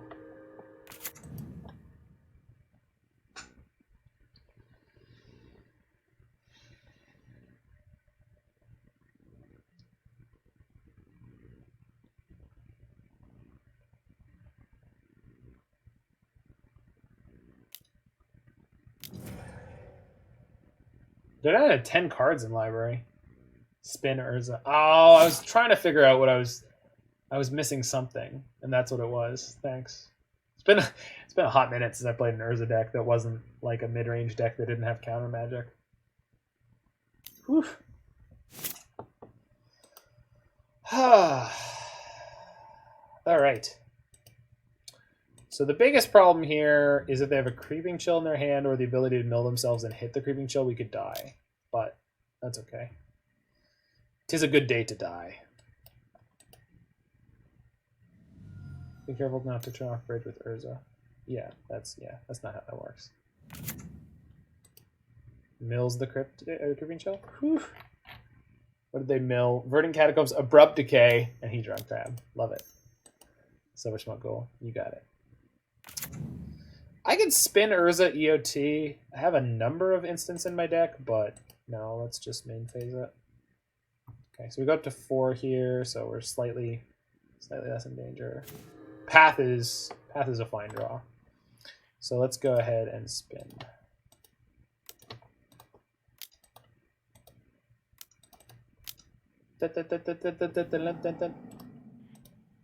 Tap all and attack. Well, I have a bridge in play, so I can't do that.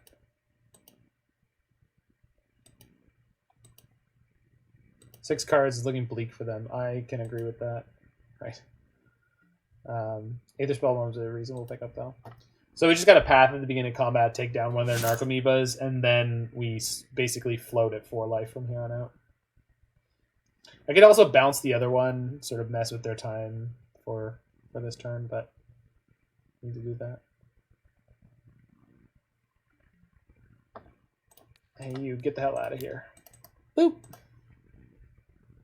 See ya. Do they have any basics left? Please have a basic left so you're closer to decking. Bounce the other? I could, but then I can't cast Cryptic afterwards. And I'm more worried about dying to the Creeping Chill being in their hand than I am worried about it being in the last 5 cards in their deck.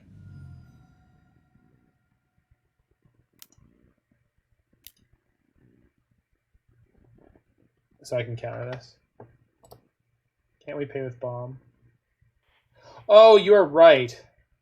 Yeah, I was, again, it's been a minute since I played these decks, so I wasn't, yeah, we had enough. Well, hopefully this still works. Looks like it will. Unless they have a second glimpse. Okay. Yeah, you guys are 100% right. Well, we'll be able to bounce it this turn. Oh, I can strip mine or wasteland their green here. So we're definitely going to do that. We're also going to go to 0 cards in hand finally, which is a big deal.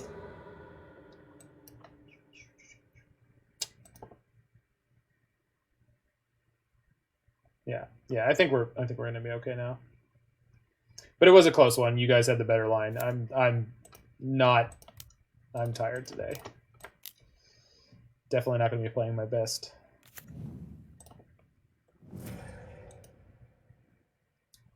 I could spin Urza just because we could hit Timely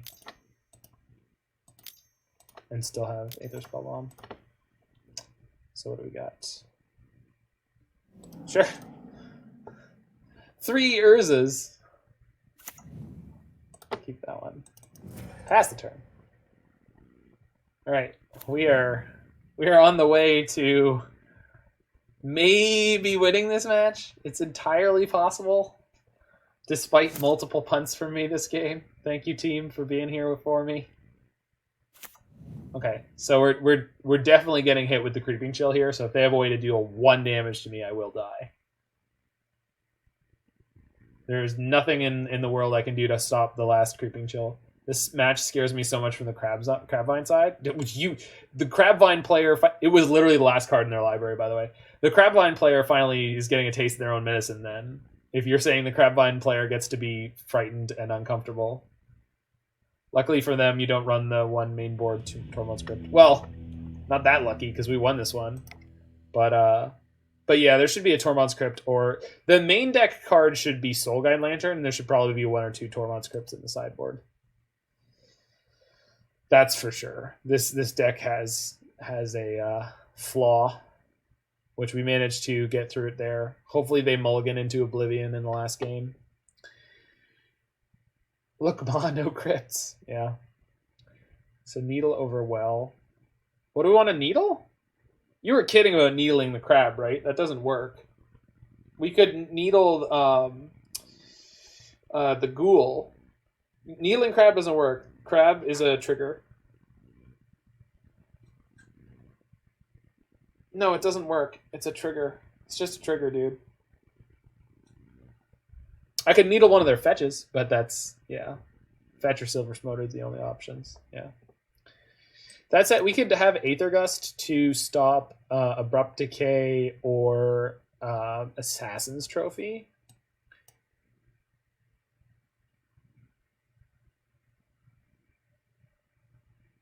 Also puts Vengevines on top. I think that could be worthwhile. I think I just want to cut the Stoneforge entirely for that. I'd expect 4 Polluted Delta, technically. That's the closest you'll get to Needling Crab. Yeah, or Verdant Catacombs, right? I think taking out all the Stoneforges is not necessarily... No, I think even the Batterskull's okay. I mean, I think it could be. Maybe not. I don't know. Maybe Ashiok's just too slow on the draw, and we just keep 2 Stoneforges in the Batterskull here.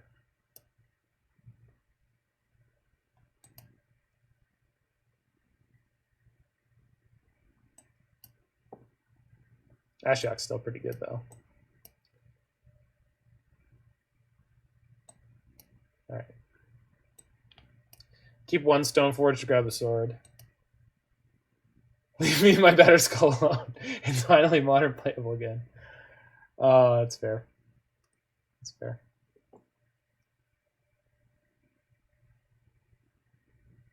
Guess Purge is better? Maybe.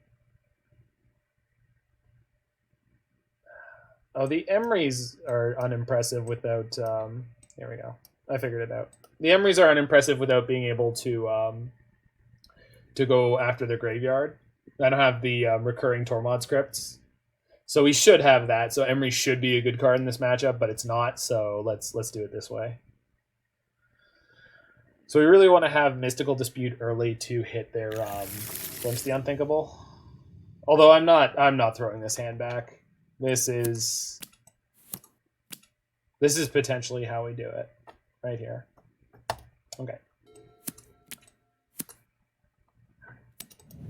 Hopefully they have a mildly slow... They kept the 7, so they're going to have the turn to Glimpse, but then it's all on that Glimpse, basically. This could be it. No Graveyard Hate combining Emry and Whir.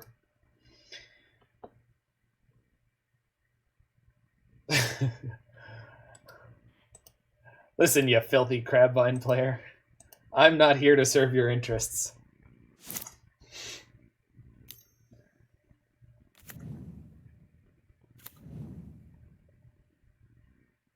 Listen, I just think that if everyone let me have my way, we'd all be happier. It'd just be better and safer. Double Creeping Chill. But no Silver Smoke Ghoul, so that Amalgam's not coming back. Okie dokie. We're alive so far. See how long it lasts.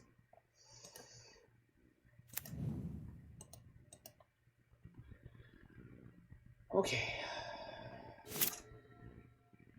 I do what I can.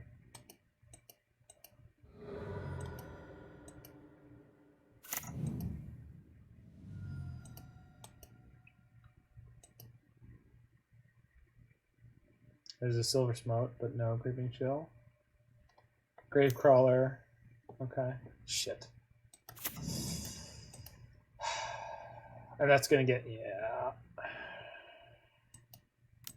This is really bad. This is too fast. They didn't flip any Vengevines for me to hit with the Aether Gust, so.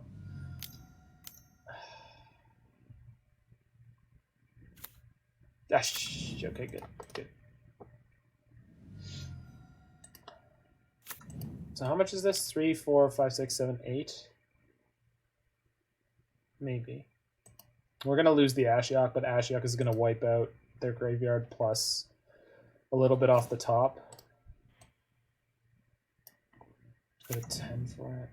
It's going to be close. It's going to be very close. And their Crab could just mill them more Creeping Chills right now, or the Vengevine. And even if I get to the bridge off the Whir, we're not likely to be able to get our hand low enough to survive this.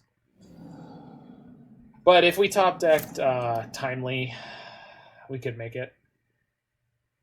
Didn't hit any Creeping Chills with that though. That double early Creeping Chills just it's gonna murder us, I think. This is just so much. But it's fine. I mean, this is what their deck does. We definitely have a significant flaw in not having the correct amount of yeah, this Vengevine's gonna kill us, like 99%. Oh no! We didn't die. Huh. Incredible.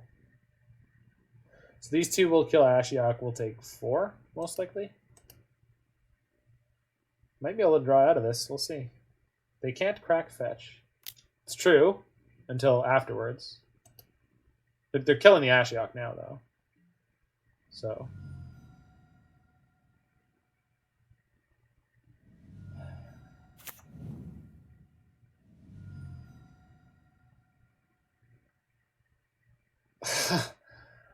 Okay, we're at 3.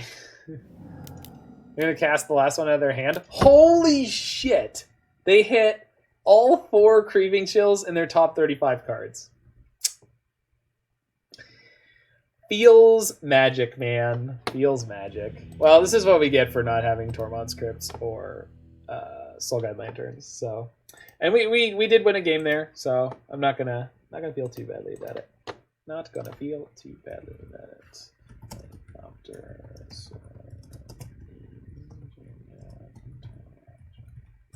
RNG dot deck. Yep.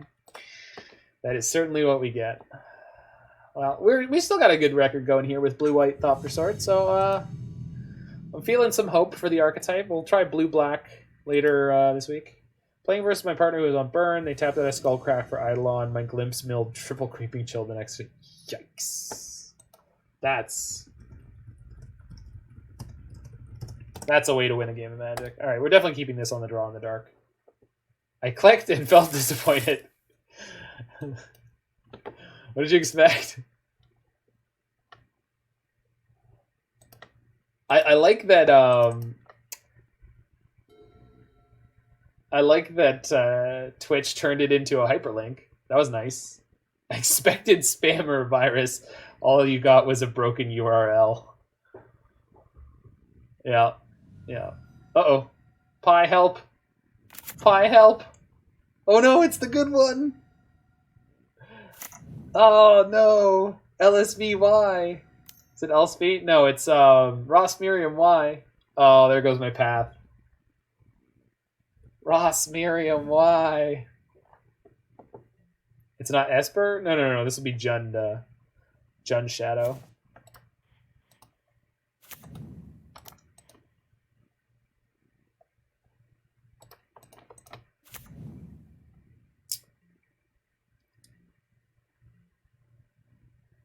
There's like an actual famous Death Shadow player though, right? Isn't there? Isn't there someone? There has to be someone.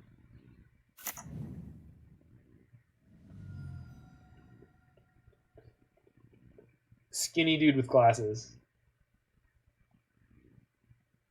He's in Tehoff. He's a brewer. Sam Black?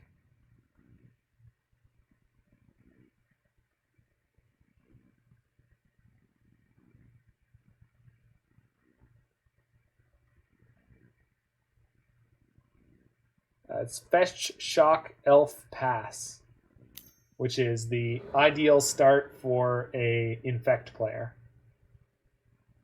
Yeah. The elf in question is Glistener Elf. It's not a nice elf. Well, that's a pretty good draw. That's like close to the best possible draw. Rapster? I have no idea who that is. Rapster? I've never heard of this player. When I was playing main deck Nile Spellbomb, they must be playing Lurus, huh? I would assume. Gotta change mine to LMSP for Land, Mox, Diamond, Smallpox, Pass. That's so rude. Josh Uter Layton.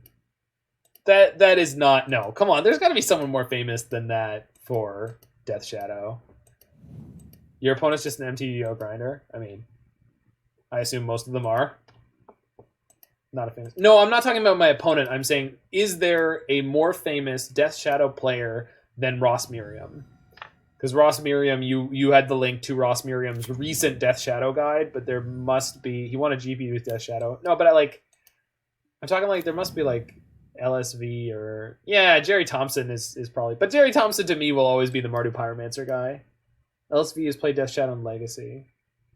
Michael Majors sounds pretty correct. Also, they just grabbed my second Path to Exile, which I had top decked and they didn't know about, but they had a second Inquisition before they got their Death Shadow.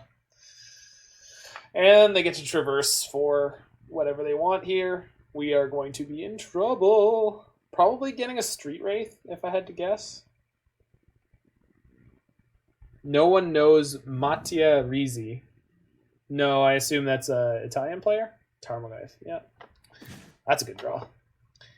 That gives me something better to do with this turn than just fielding them. So their hand is Goyf +1. So let's just top deck Sword of the Meek and win. Won a GP with Shadow, top 8 the last paper PT. Wow, fantastic job.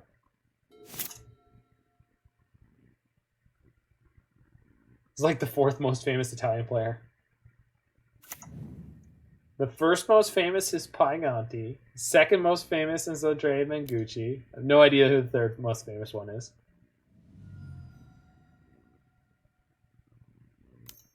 I could build all of Legacy Shadow besides the 4 forces for below $50. Wow. I knew some Legacy decks were cheap, but damn. I really hope they don't have like Fatal Push in their hand right now. Chances are it will be. This is actually a really good draw. So Chromatic Star, for all of its faults, for all of its level of acceptability, does fill in for Arkham's Astrolabe pretty well in this deck. Because you can sack it to Thopter Foundry and you get to draw a card and make the Thopter. I guess I could do it now in case I draw Emry. Let's do that. Makes it slightly more vulnerable to removal, but I'm not in a way where I'm actually concerned about it. Okay. That's actually really good because we can sack the Mishra's Bauble as well for it. We can also put Path on top next turn and then draw it with the Bauble. So Bauble is doing God's work here. Is Camiluzzi even Camiluzzi? I assume Camiluzzi. Camiluzzi even famous? I don't know. I have the UCs, fetches, shock Cs, force negations, etc. Can I be your friend? Thought he was on each of Mengucci's team.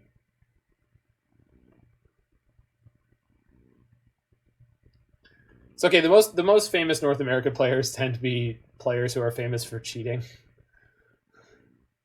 They're usually the only names that like everybody knows. Mengucci's World Cup teams, got it. Okay, I think we'll just chump the Tarmogoyf with the Thopter. Because depending on what we draw, we might be able to kill them on the crackback. I'm not worried about them killing me because they have no fetch shock option. What is this? TBR? Hit me for 11. No, sorry, not 11. Oh, shit. Oh, no. Oh, that's fine. I mean, it's bad, but it's fine. Do I want to make a Thopter now? No, I'm good. No, we're good. We're still on plan. So we're just in take 7, which is bad, but not that bad. All the 3 people from the Italian winning team had at least 1 DQ. Oh, man, that's so fucking savage. God, I hate Death Shadow. What the fuck? Oh, their draw this game has been completely egregious. Jesus Christ. Just the most savage sequence. Bridge or bust time? Yeah, I guess. Well, I do get to draw... No, I need to do this now. But I want to stop on their upkeep to do the pathing. Yeah, we are going to bauble on this turn. And I want to know what they're drawing. Although, won't be what they're drawing. They're drawing Tarmogoyf. I don't want them to draw that anyway. So... Trigger, draw. No, we could hit Sword of the Meek or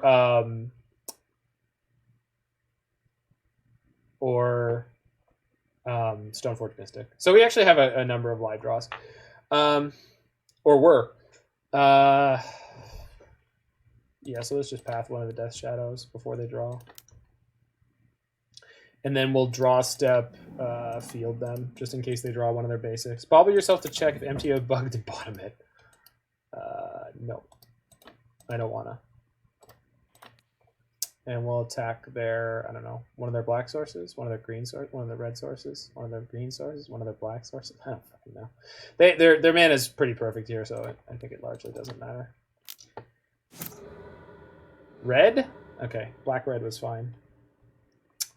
Yeah, red makes sense. I mean, it's the one that they tend not to run a basic of, right? That was the first thought, but I was like, but it doesn't stop them from playing most of the major things. Yeah, they don't play a mountain. That makes sense. So, block the 9. Hopefully not die. Did they draw? Was it literally no way. Can you guys, can we just appreciate the level of insanity that game was? That was disgusting. That was literally the perfects. Yeah, but I don't usually see the absolute perfects from Shadow like that. I mean, that was insanity. Like, our hand was so mediocre, and theirs was completely busted. Okay, so we do have a lot of sideboard tools here. Even the timelies if we wanted them. So we just need to make sure not to overboard a bit. But, so don't need this, don't need that. We do want that. Shadow's the deck that they always seem to have it. Yeah. If you're playing against a blue Shadow deck, they will always have the Stubborn Denial. So I think I want Cryptics out because I already have expensive spells in Urza. And we're boarding in cheaper interaction. I don't know that I want this last Teferi. And I don't know that we want Timelies either, because Timely is kind of awkward too. It's hard to get to it. They didn't see any Stoneforge from us and any Emrys, so they won't necessarily be expecting those in game 2. Teferi's good on the play. Yeah, I can see that. Bouncing a Goyf's a pretty big tempo gain, but I don't know. Timely not good. Yeah, I was guessing so, because they won't really hit you until they're killing you usually. I need 2 cuts.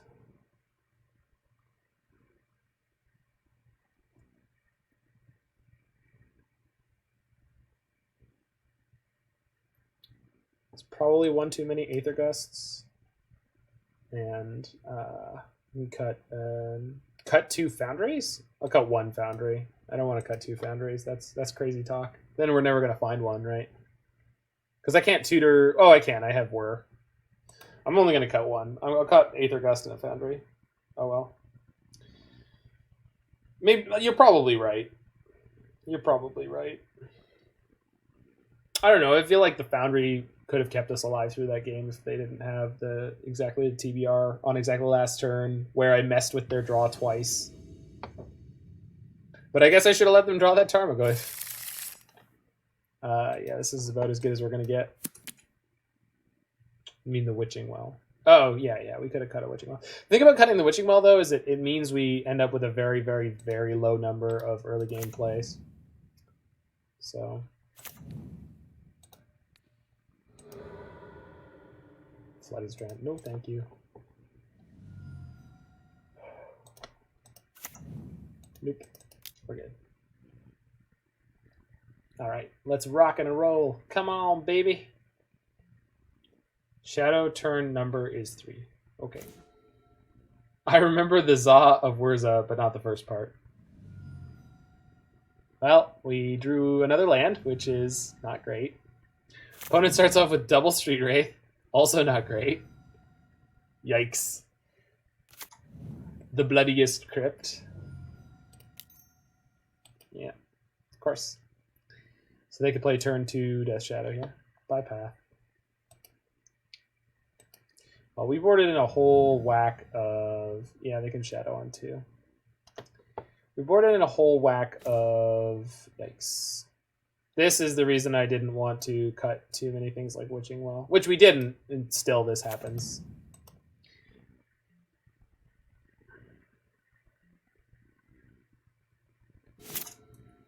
This is what happens if you draw 5 lands. It's not a good scene. Sure. 4/4 Death Shadow on turn 2. At least. It should be probably a 6/6, could be 7/7. They took the Whir. That's... I mean, they didn't have it. And they didn't shock? That's confusing. Well, we'll be able to reset Whirs starting on turn 4. So maybe? Maybe, baby.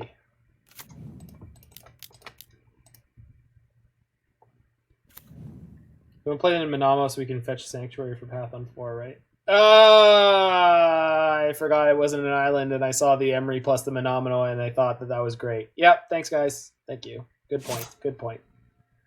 Things that I don't normally think of because I'm usually playing Minamo in an Uro deck where I get to... Jesus Christ. I mean, at least they gave me the time, and at least I have a land that untaps. I can have a second one. So we'll play Bauble here, probably. Bauble or Witching Well. Witching Well gives me the scries. I think technically I'd rather have more cards, though. Because we're looking for enough lands to cast the Urza. Once we have the Urza, then we have some amount of mana.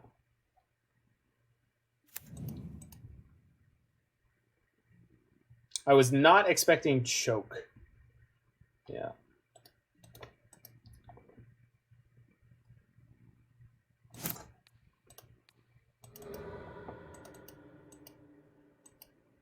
Yeah. Drawing another Urza? I'd rather not. Gust. Yeah, we do have Gusts. But only 2.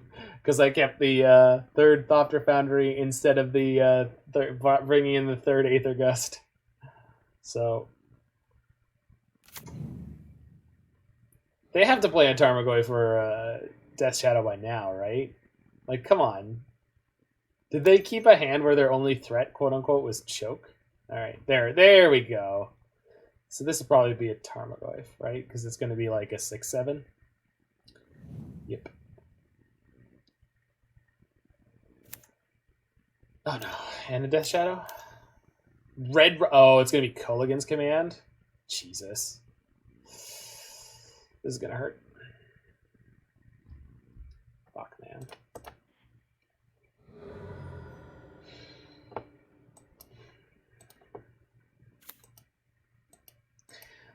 Yeah, all right. Well, lose the stuff over island.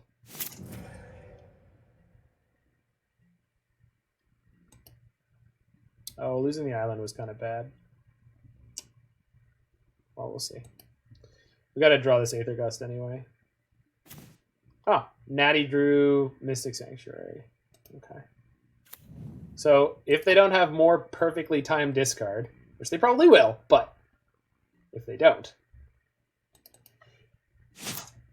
we might have a chance.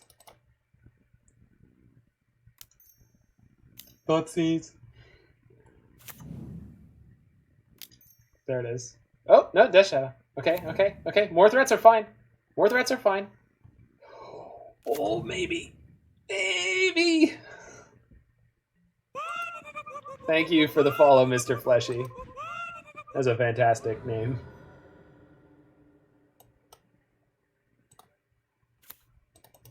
Okay, so... Okay, so... I can reset the Whir and then tap Minamo, Plains, and I lose 1 permanent mana to play the bridge. Then next turn I can play the Purge. So that's okay. But if I put the Whir on top, I'm guaranteeing I'll have a card I can't play. This turn I'm going down to 2 cards in hand. Then next turn I'm guaranteed to be able to go down. Yeah, okay, this is fine. This is an acceptable gamble on my side of things. You'd put nothing? I want to put the Whir. I want to draw the Whir next turn, and then hopefully draw a blue source after that. Maybe I'm not supposed to. I guess Whir doesn't really get me anywhere. Yeah. I mean, that's the thing. What does the Whir get me? It's like a witching well. Yeah. All right, fine. Fine. You right, dog. When you right, you right. So we lose 1 mana for now, but we'll have enough to Gust if we find a Gust, and we have Celestial Purge, so they're not likely to be able to attack anytime soon. Unless they find another Shatter effect. But luckily they use their Kolaghan's Command pretty aggressively. Because they could have gotten Bridge plus Emry if they had had the correct timing.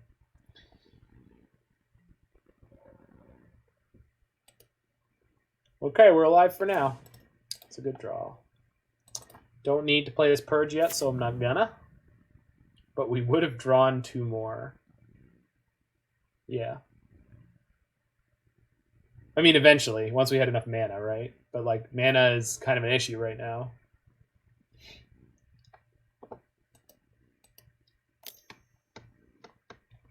Well, shit. I mean, it kind of helps, but we just have to do this. I mean, if Emry stick... Oh, yeah, of course. I mean, obviously. I'm just saying, like, they would have been able... Like, that's a big blowout when they... Okay, they don't have it. Good. Am I cracking this Bauble? Yeah, it's fine. Against this deck, it's fine. Against decks where you're worried about them getting you with 1/1s, it's not a great idea. Their next card is Mishra with Bauble. Good. Good. Okay. I'll take it.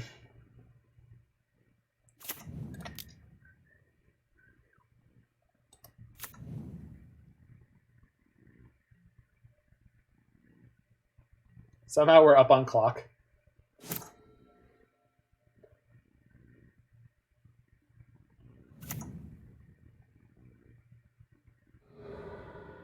It's one of the games where you're always wondering how many ways they have to get you.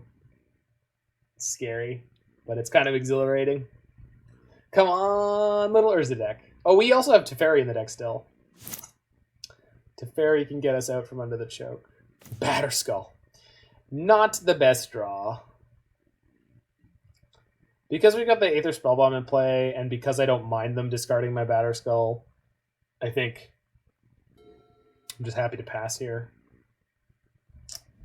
We have Teferis, we have Aether Gust to draw to.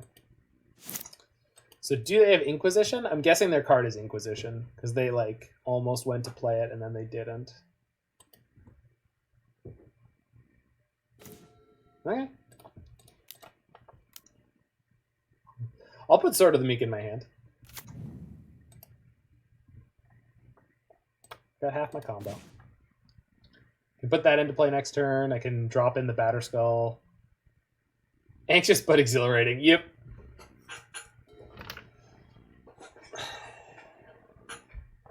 Drinking the contents of a partially empty beer bottle off a Subway.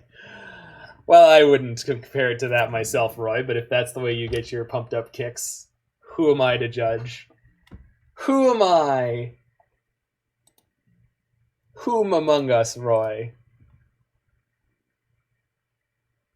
Inventors Fair. That's a banger. I love you, little Inventors Fair. Just exclamation point deck will get you the list, my friend. Exclamation point deck.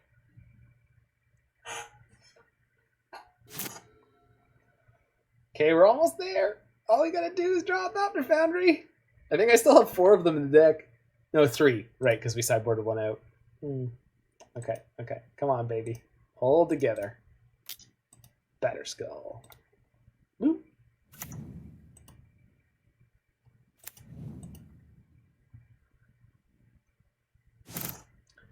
Gain 1 life.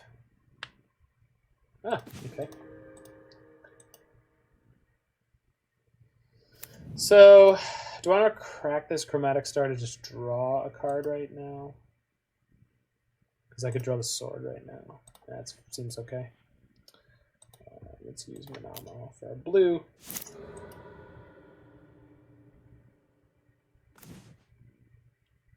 Okay, I'm going to wait until the end of their turn to do this. So let's just use this blue plus this white.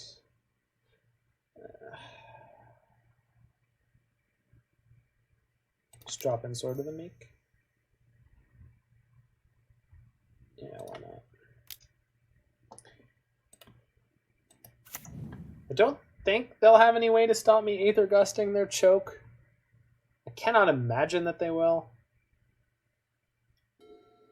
Beep, boop, beep. I'm MTG bot now. Beep, boop, beep.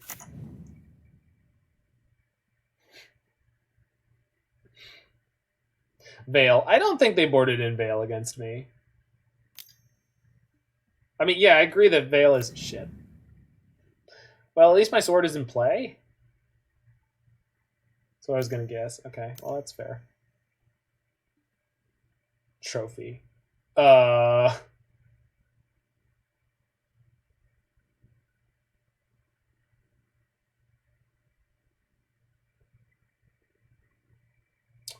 we're not dead, because I have Batterskull and a Gust. The problem is... Wait, if they attack with everything...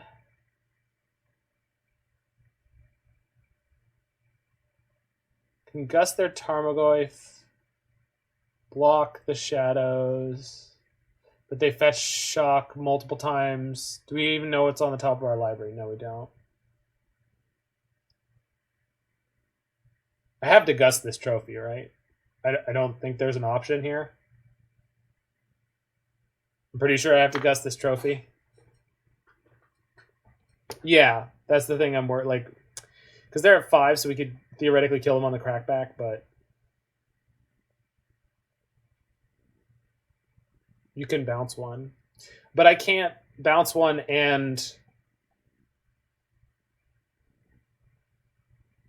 bauble before we do any. No, yeah, we can bauble. But bobbling, if this, oh, this gets me a land, right? Yeah, no, I'm not finished with my basics. Yeah, this gets me a land. Huh? Yeah, good call, good catch. So. Block 1 shadow, bounce the other shadow, and then Gust the choke. Yeah. And if we're letting this resolve, then bobbling won't matter. So, okay, they get it. Yeah, good catch. Okay, we had 1 basic. Bounce only if it gets... Yeah. We're not going to bounce if we don't have to.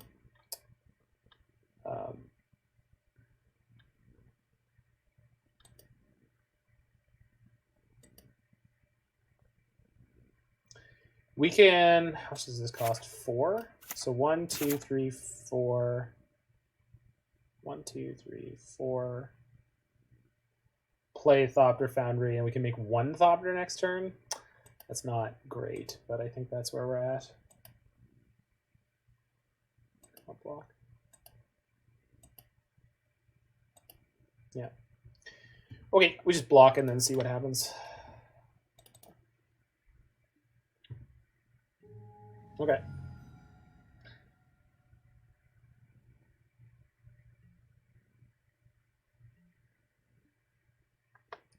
So let's see what they're going to draw. I mean, they're probably not, but let's see what they would be drawing. Veil! They do have Veil. Well, shit. Hope they don't have one now. Block, block, bounce. Oh, we can still bounce the Tarmogoyf and then equip the Stoneforge. I always forget that Batterskull has the secret mode of being an equipment. So they're going to Spellbomb me in response. Sure. Okay, yeah, we just won. Nice. Good line. Good line. I was thinking we were really close to being able to kill them, and I was like, oh no, they have a creature, and if I bounce one of the Death Shadows, I won't be able to, you know, shoot skis. We're not going to get there. Oh no. Oh no. No, they had a Veil in hand. They had the Veil in hand anyway. Nothing mattered. Yeah. Yeah. They drew the top. No, they... Oh, they did. Yeah, okay, fine, but that's about as lucky. Yeah. They popped the Nile Spellbomb. Yeah, but that was just like they didn't know what the card was, so that was just as lucky as wait, why? We're screwed on mana now. It doesn't matter if I bounce it or not. We're screwed on mana. Equip sword. And oh shit. Oh yeah, you're right. See, because I wasn't paying attention to how much life they lost. All right, we can do it anyway. And this was going to get permanently locked down, so we still get there. But they did have the Insanity. They're going to have a Fatal Push. But maybe. Just maybe. Everyone forgets... for some reason, I usually don't forget Sword of the Meek. Yeah. No more fetches, I mean lands. Yeah.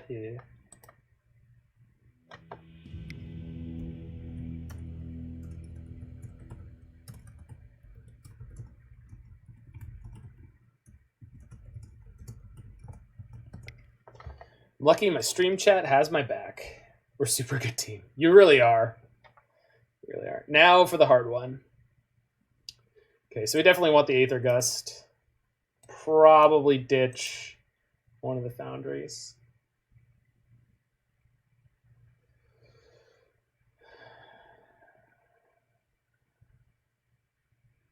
Yeah, I'm just not at my full game today. I came in, I started my stream tonight just being tired. I've been tired all day. Don't know why.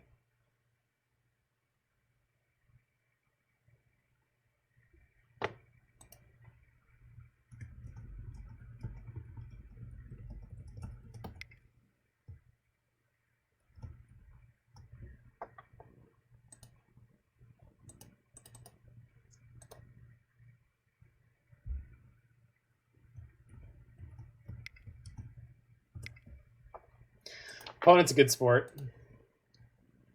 Carlomancer. Work. No, I didn't work today. That's the thing. It was like I worked 6 out of 7 days, but then I had 2 days off. So I did a really hard workout yesterday, but because the gym's finally open again in the building, which was great. But I don't know. Oh yeah, this is a keep. On the draw, this is a keep.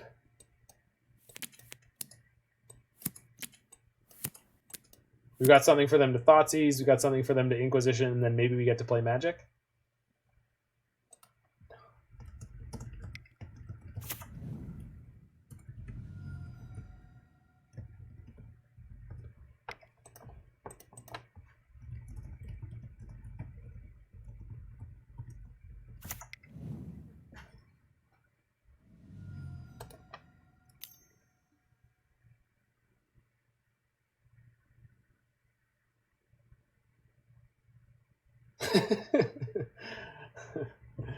You guys are great.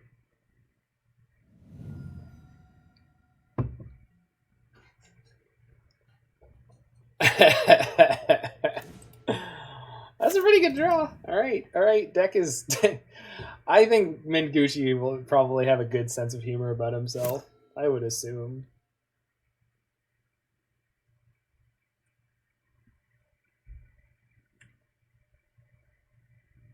Make sure to fetch planes. Yeah, I think so.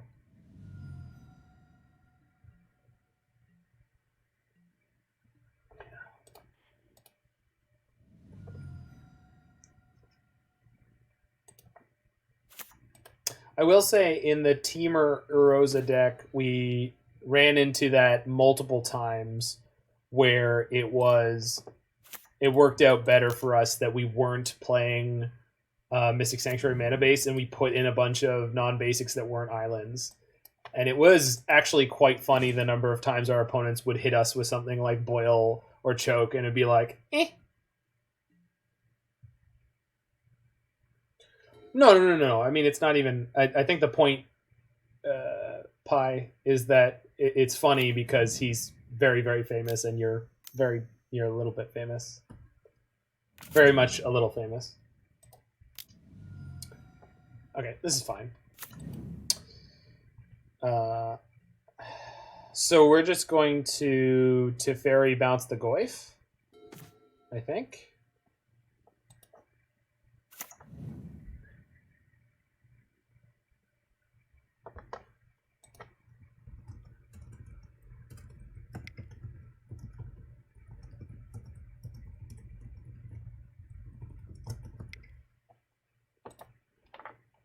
Poco means less in Italian. Yeah, I think so.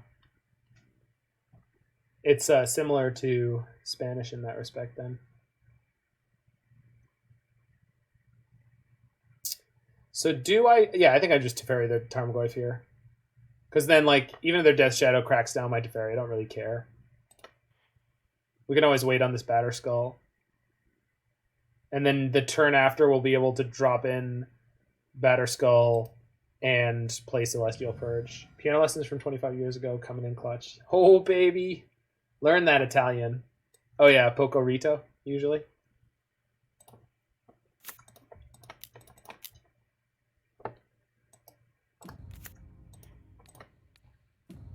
My friends are busy yelling in my ear whilst playing League of Legends.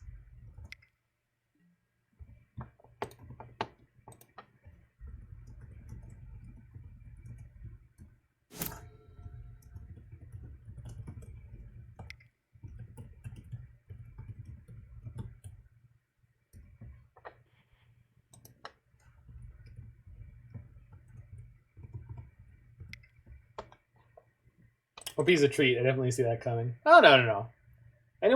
Most of the people who play good decks, wait. No. What's the no? Are we going to die? Are they going to go like fetch, shock, dismember, Teamer Battle Rage, kill you?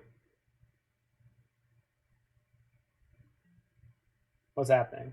Why am I worried?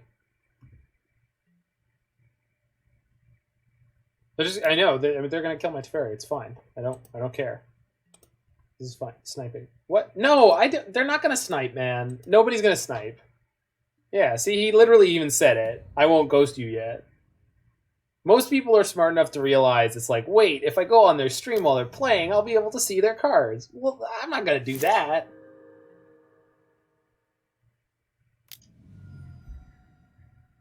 Okay, so there goes my Celestial Purge, I assume. Maybe Urza. We'll see. I think they'll take Purge.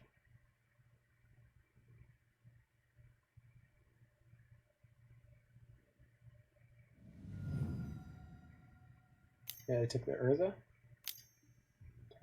Huh. That works out really well for me.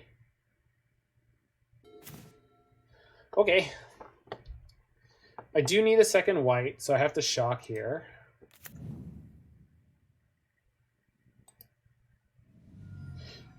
But so this can't be interacted with, but this can, so we'll play this now. Bye, Death Shadow. Okay.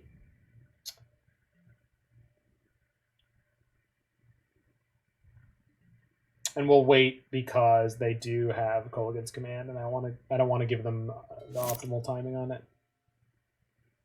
What can they do to interact with Purge? I don't know. Something, I'm sure. I mean, not necessarily. I imagine there's more they can do to interact with Purge than they can do with activate Stoneforge. So I think we just take this. We'll see what they'll do on their second main phase. We'll just drop the Batterskull in at end of turn. Doesn't benefit me too much, but it does mean their mana's tied up. So if they want to do Shock Shatter, what is this? Huh. Okay. The Death Shadow is exiled, though. So now we get to drop in Batterskull and bounce that. Seems good. Seems good.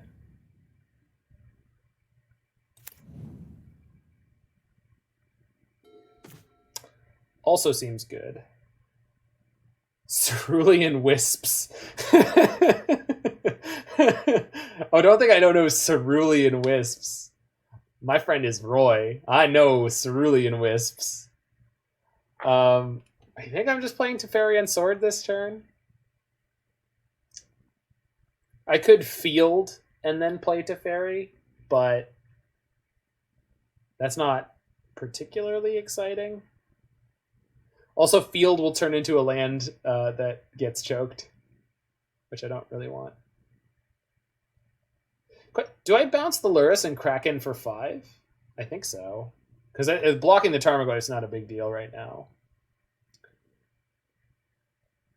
Yeah. Yeah, okay. See what we draw. What? What's wrong? I can't take them off double black. That's not possible. I could take them off their red mana, which is mild irrelevant. I could take them off the Nurturing Peatland, field off red first. I mean, I could. Leave the Stoneforge Mystic back. Why? We're going to gain 4. We're going to go to 15 after we bounce their Lurus.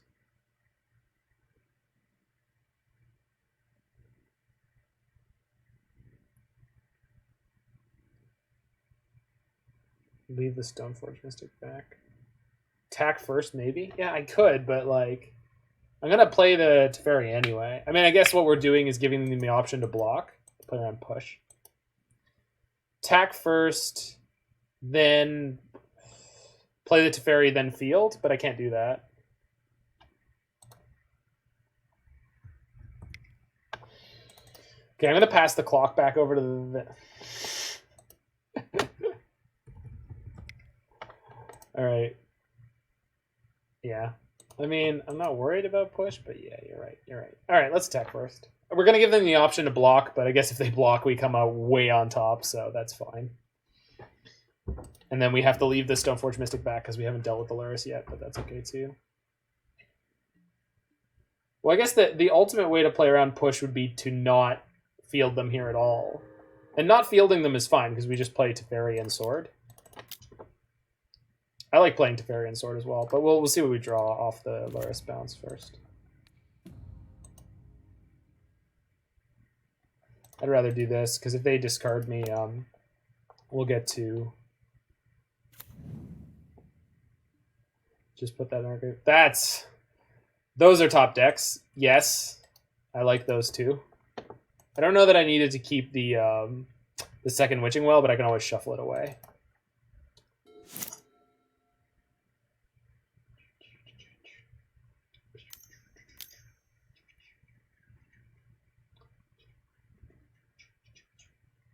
Kills the Batterskull. Well, shoot. Do I want to search or do I want the Aether Gust on top? This can't kill them on its own. Not even with Sword. So I think I want the land. Pretty sure I want the land. Yeah. Alright. Having the Gust would still be good, but opponent is not happy about my Teferi. Are they going to bother attacking it is the real question. They are.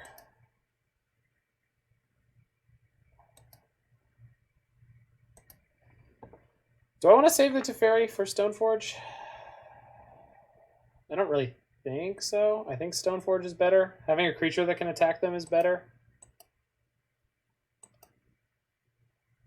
And it can block for me in future. Yeah, we'll just let Teferi go.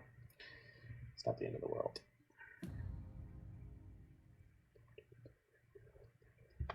This is a Mystic Sanctuary, which can reset Celestial Purge to deal with the Lurus when they play it again. So we could also path the Tarmogoyf because there's nothing for the Lurus to rebuy yet, but don't love that plan. That's a good one. That's a good one. So I can drop in my sword at instant speed and then use it to whir and make enough Thopters to kill them. I like all those things that I said. I like my words. I have the best words. Listen, nobody makes Thopters like, you're going to see them. They're going to be big, beautiful Thopters.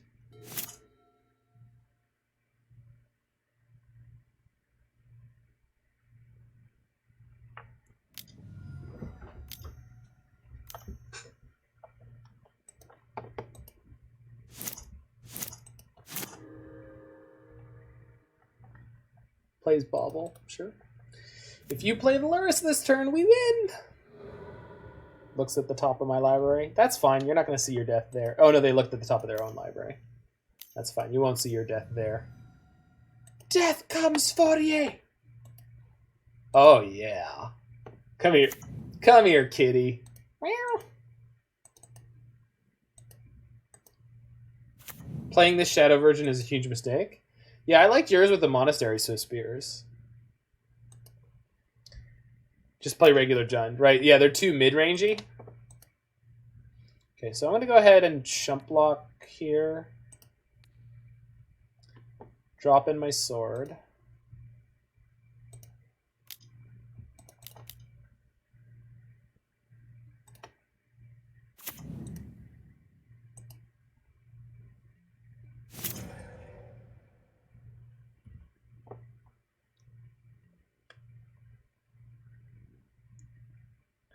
Then we go whir.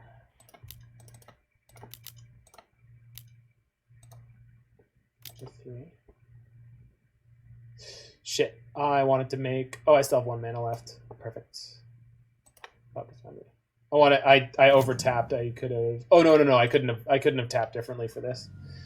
We get Mystic Sanctuary, which I don't even need to do, but I'm going to do it, to reset Celestial Purge. This is going to go after the Lurus. Not that I need to. And then we make a Thopter that's lethal.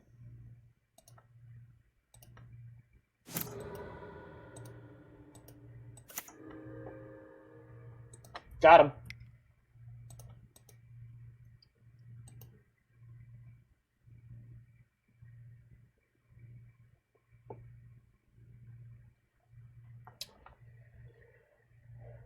GDS is unplayable? That's strong words, Pi. Why do you feel that way?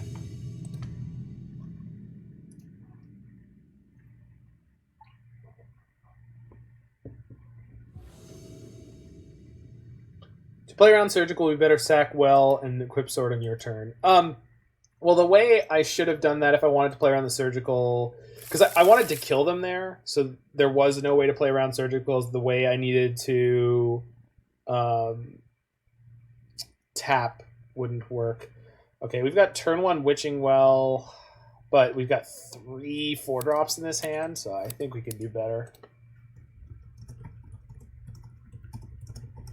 If I wanted to win that game that turn, I couldn't play around a Surgical. But yes, if we needed to play around Surgical, if I thought that was something that was really important, then I would have waited until my turn. What about Esper with Ranger Captain? Oh, Esper Shadow. That's definitely a way you can do it.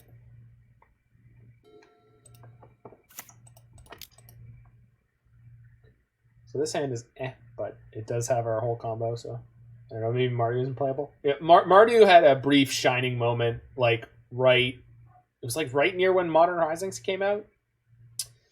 Maybe a little bit afterwards. I like 4-color Traverse Shadow the best, but I understand that you don't need to play Snapcaster or Stubborn Denial. I just like playing 4 colors. Yeah, I think the thing about playing the Jund Shadow deck that Pi was playing is that it's much more aggressive. Looks like we're against Storm. Okay, so we want to whir for Damping Sphere as soon as possible if we're against Storm. We do have an Aether Spellbomb that could slow them down, but it's going to slow us down.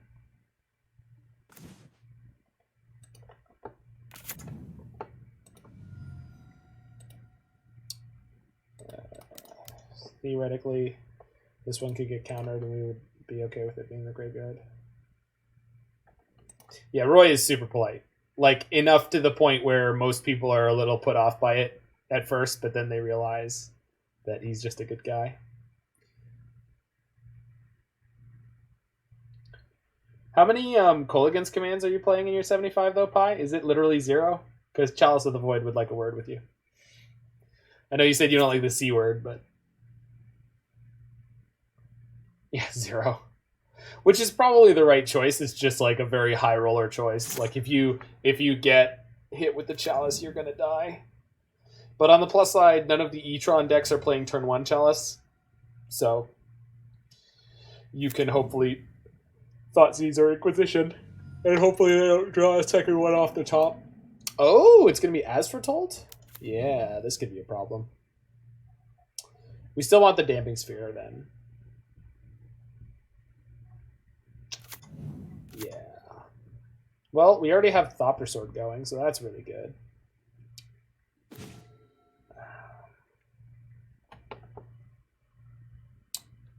Problem is, we're just going to have to tread water with it, kind of. Not really.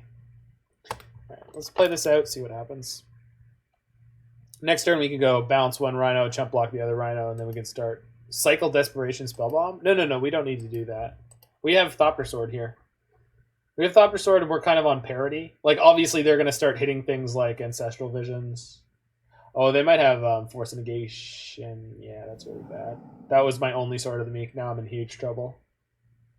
But, like, they had to have it right there, basically. And if I had played the Sword out earlier, they might have just forced it anyway. So, we can still win, but this is going to be a lot harder. The names of collections of animals still weird. Crash of Rhinos. So that is that Lipton guy, right? James Lipton? Someone Lipton?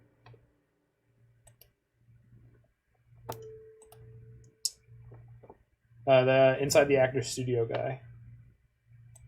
Yeah. That's him. I mean, he made them up and he made them very florid. I don't know what the right... Okay, that's a great draw. He made them like really wacky sounding on purpose, I'm pretty sure. Like that's not an accident. He did like it's not called the Crash of Rhinos just because that's like a natural like etymological evolution. He chose it because it sounds evocative. An exaltation of larks, like that's evocative.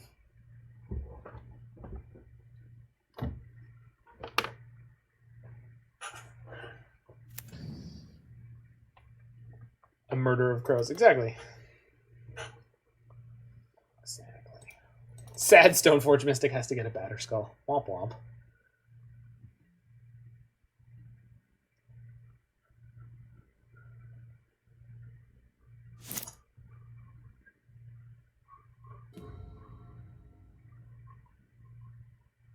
A GP of deodorant starved nerds.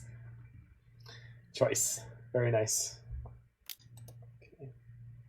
So take one here. Spellbomb a Rhino. The list goes on. It's true. No? I saw them thinking about tapping their mana, making it look like they were going to Shadow of Doubt me. Don't you dare. Don't do it. Get out of here, you. Now they're going to hit me with more Rhinos. More Rhinos! Arr. Aroo. I'm coming for you with Rhinos. They're going to be the new face of the Republican Party. Hey, at least balance doesn't kill your Ensnaring Bridge. You're right, dog. You're right. But my hand that will slowly fill up afterwards will probably mean that I'm going to die. Rhinomania. Yeah.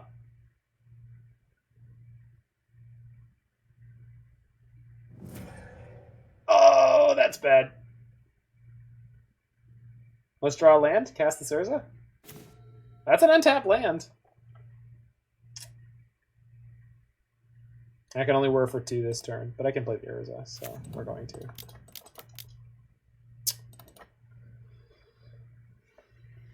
Poor little 2/2 construct.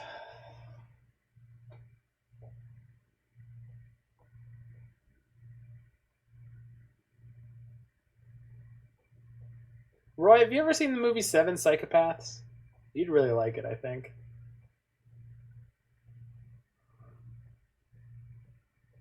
The phrase balance made me think of the phrase an eye for an eye leaves the whole world blind, and there's a scene with that in the movie that's really, really good. That's one of my favorite movies. Way, way up there. In Before You Die to Electro Balance. I'm very tempted not to block the Rhino this turn and go to 1. Is the one with the actor that's a PDO? Yes. Yeah.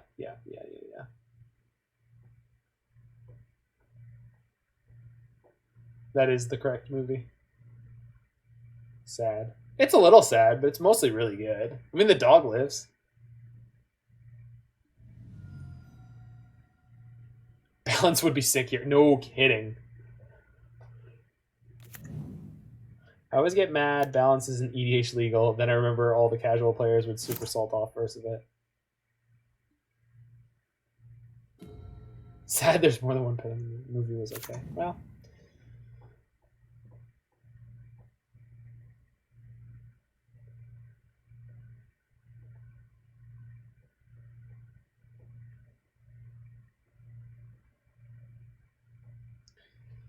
We just gotta live through this Rhino, and then maybe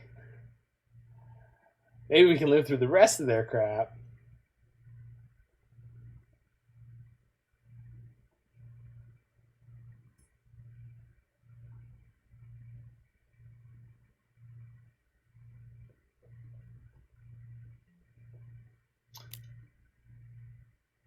So if I block with the construct, I only take 2. And then I can play the Batterskull next turn to live. I think it puts me in a better spot than blocking with Urza. The downside of this will be if they have Bolt, but then we could sack the Thopter Foundry to gain 1 life. So...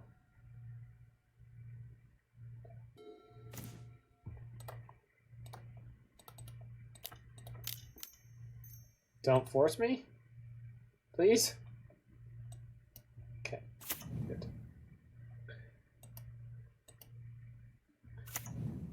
And for good measure, poke. I don't think there's anything that can stop the Batterskull from blocking that will cause me to die here. But there probably is something. I wouldn't have blocked. Well, yeah. Being a 3 or 5 is the same. 3 or 1. Yeah, it is, but I don't know. I mean, you're not wrong. Okay, they're drawing 3 here. It's kind of scary, but their As Foretold is turned off for now, so just some of the things that they drew will be blank. Not that one. They have an Electro Dominance. They can only hit for 1. Yeah, there you go. Yeah, there is a difference. Electro Dominance for 1 is the kind of thing that I was like looking out for. I mean, not specifically, obviously, because I couldn't say it at the time. So if you asked me exactly what I was trying to avoid by going to 3 instead of 1, I couldn't tell you, but...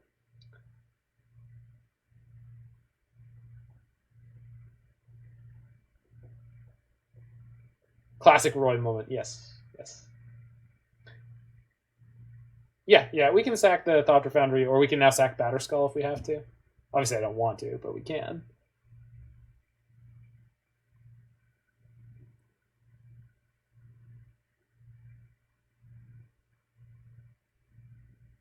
So, what was equip-wise? Equip-wise? At the beginning of your upkeep, for each land target player controls in excess of the number you control, choose a land that player controls. Then the chosen permanents phase out. Read this process for artifacts and creatures. What the hell? Oh god, it's so complicated. What a ludicrous Magic the Gathering card. Well, this is mostly textless. I mean, I guess it helps Batterskull. We can whir for Damping Sphere now, although it's not particularly effective.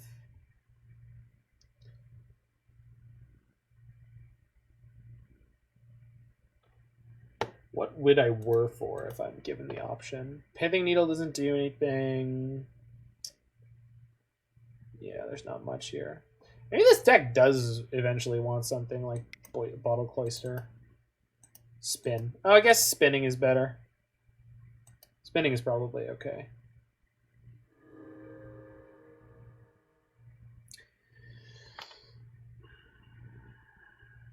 If you spin Teferi, you win. That's true. If I spin and hit an artifact, I can just play my Stoneforge Mystic too, which has value because it can drop in. We can reset the Batterskull.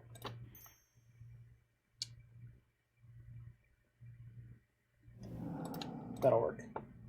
That'll work. I do wonder if I should have a Sword of Feast and Famine in here somewhere. This deck is a new... Like, I've played blue-white Urza Thopter Sword before, but not with any serious consideration, but this actually seems kind of okay.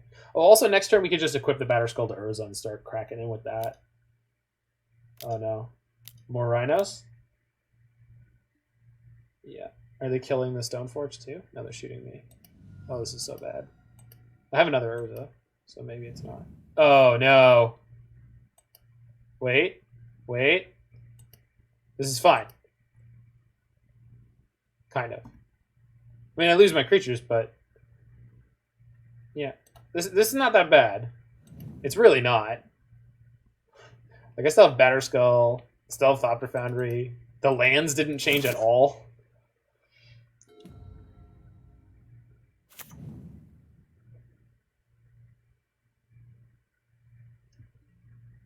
I love the balanced deck. It's alright. It's certainly something. So, play Urza. Spin Urza, I think. I could whir at the end of their turn for Witching Well. Witching Well gives me Scry 2 and then gives me a double draw on my next turn. The double draw could get me to Teferi.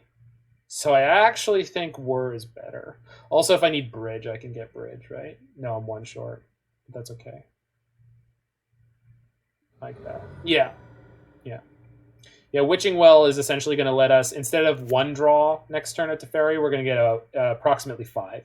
So we get 2 Scries, we can put them both bottom, we get a draw for turn, and we can sack the Witching Well to draw 2 cards and potentially be there.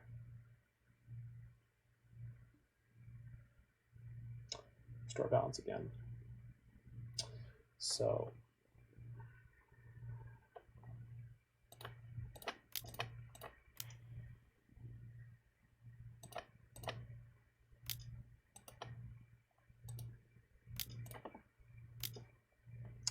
Alright, we'll just do this now.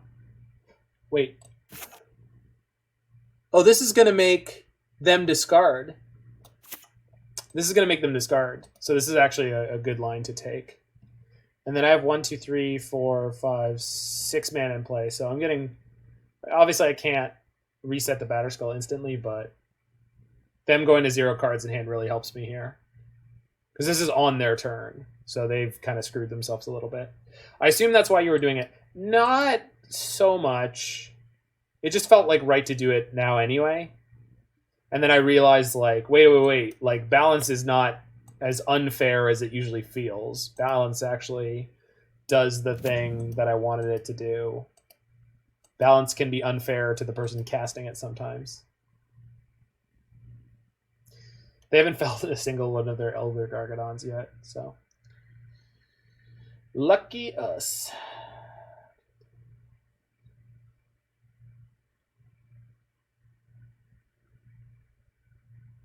I had a fun time playing in my balance deck I built on Chandelar. Nice. I like Witching Well. Yeah, I've actually been ground into the dirt by a Witching Well a couple times. I played against an opponent who was on Grixis Urza, and it made me have to remove their Goblin Engineers because they could just keep turning things into Witching Wells to draw 2 cards, like we used to do with Astrolabe. So Witching Well is definitely okay. It's definitely an all-right little card. A well gave you the suck. It did do. It did do.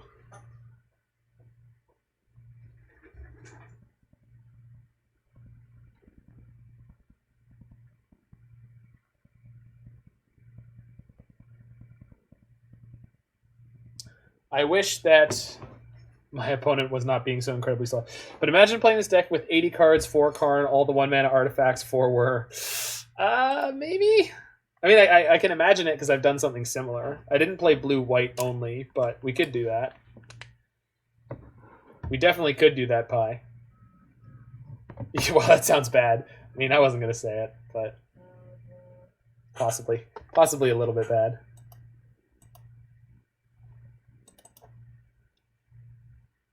Oh, opponent lost connection. Okay, understood.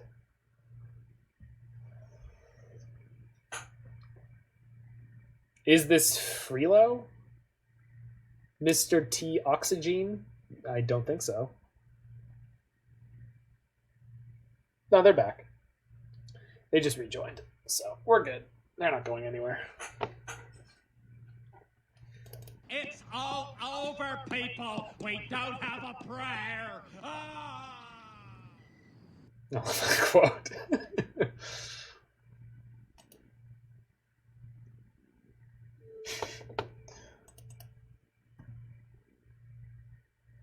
Field of Ruin, Mishra's Bauble. I don't want either of these. Bottom and bottom. All right. Restore away. Discard your hand. Discards Restore Balance, discards Electro Dominance. So they had 3 Restore Balances that within their hand recently. That is an insane draw right now. So let's crack Witching Well first, because we could draw land plus... Oh, or should I just play Emry and equip the Batterskull immediately? Because that stops Emry from getting killed. Were they tapped out when you were... I mean, no. Just play Emry equip. I think so. Because this means, like, if they draw a Bolt or an Electro Dominus, they can't kill Emry. Which is kind of awesome. Alright, you're up. Emry's soul. I was almost considering not playing Batterskull in this deck. I am a very foolish human being. I love their As Foretold with 7 counters on it. No, I actually like this line as well. It also means that from now on, Emry can attack first and then activate to draw me cards. They scooped. That's rude. Come on now. So we draw for turn. We draw 2 off of Wishing Well.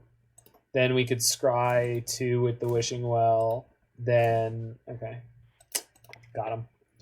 Sorted my collection again and found a 3rd Batterskull. You want to send it to me? I don't own any, and I may need them soon enough.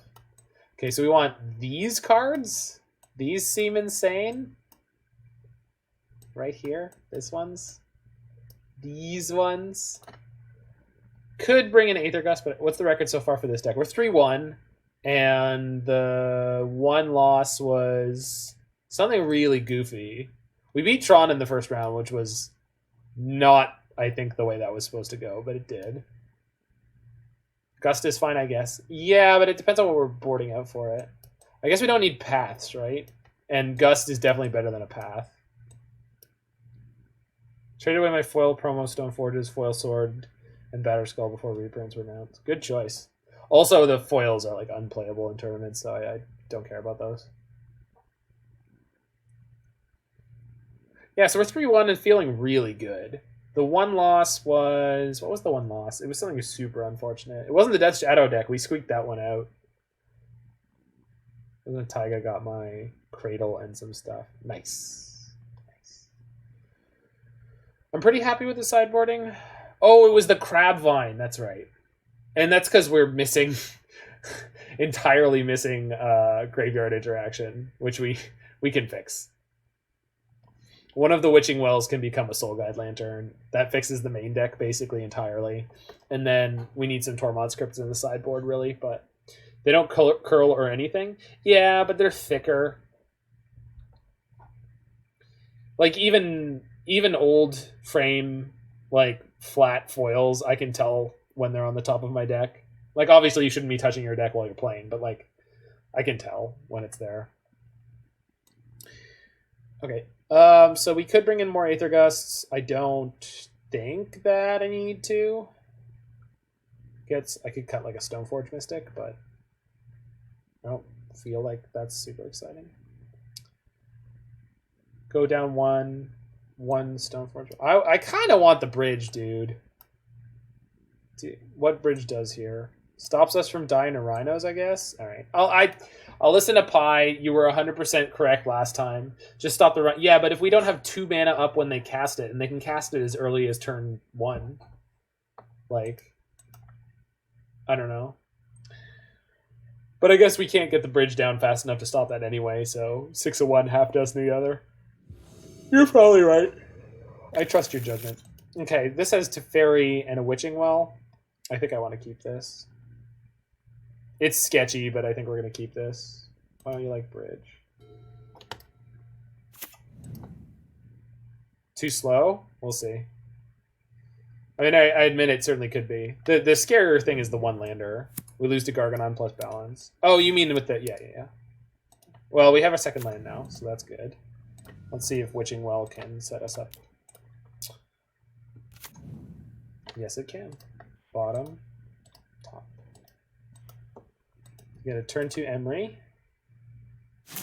And then if we can find another land, we get the turn 3 Teferi. Would you board it back in on the play if we lose Knock on Wood? Yeah, I think so. It's possible. But it's still like it's not great, but it's not awful. Like I could see doing it.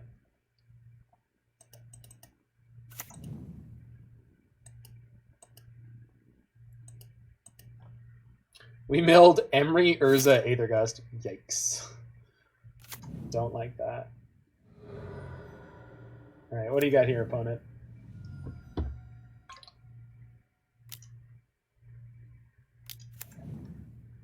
Rhinos? Rhinos? A balance would be funny. You would have played Mystic Sanctuary into Teferi next turn? Yeah, I guess I was more greedy.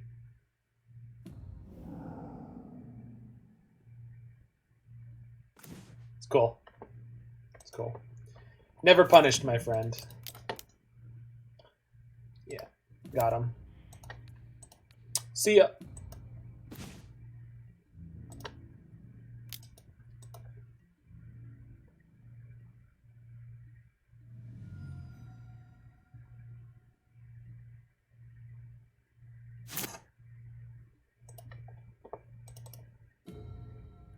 Although if they go as foretold balance here, we're going to be in trouble.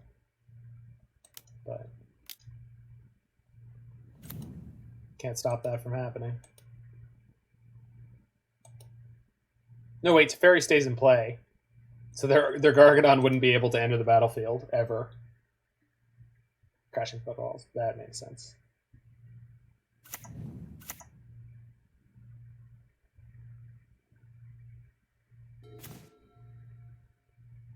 My land is tapped. Teferi Beast. Yeah. Not Beast enough right now, though. He's gonna die, and then we're gonna be in a little bit of trouble. Okay, so...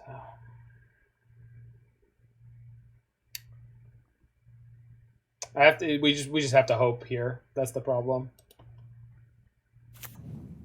We kill next turn. Yes, yes, we do. We just go infinite next turn.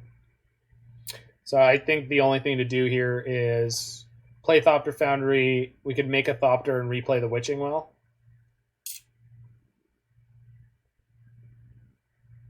Yeah, no, it doesn't. You're right. You're right. It doesn't really. Yeah, it doesn't really tell you. It's just like 2 cards go into exile, and then in the log, it will tell you what happened. But yeah, it doesn't put them on the stack or anything like that, which is technically correct. But you would definitely see it happen in paper. So let's play Thopter Foundry, sack the Witching Well. Oh, I can't do it because I have to. Yeah, everything costs mana. All right. Well, here we are. Born to be kings.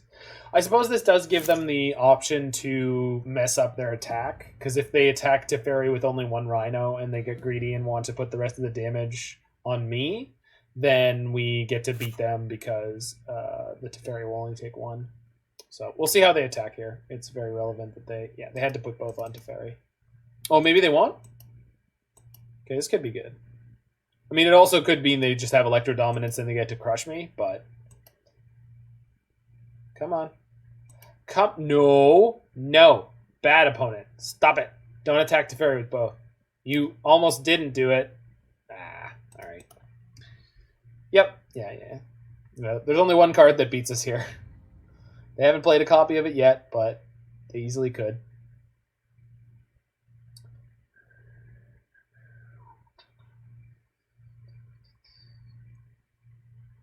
Which I guess could have been... Nah, it doesn't matter. They have a Gargadon in exile, so if they get to restore balance, we're toast. Anger. Okay. Certainly seems like we're not gonna lose that. Okie dokie. They can have force. They can easily have force here, but if they don't, we Gucci.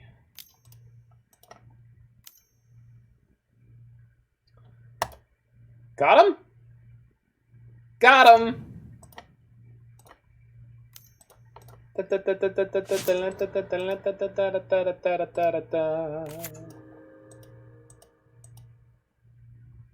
No pause, I expect no force. Fair enough. Oh! Okay, I was like, do they have the...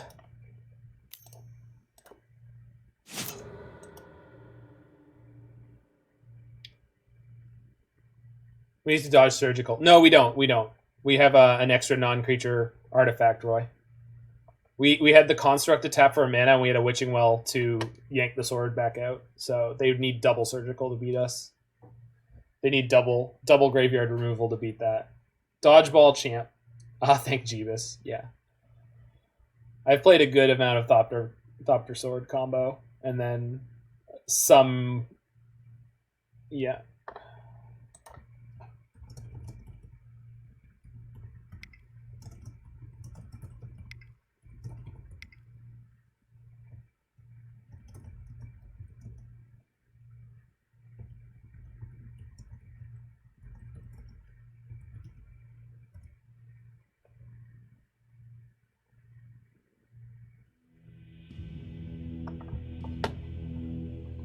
There we go, 4-1.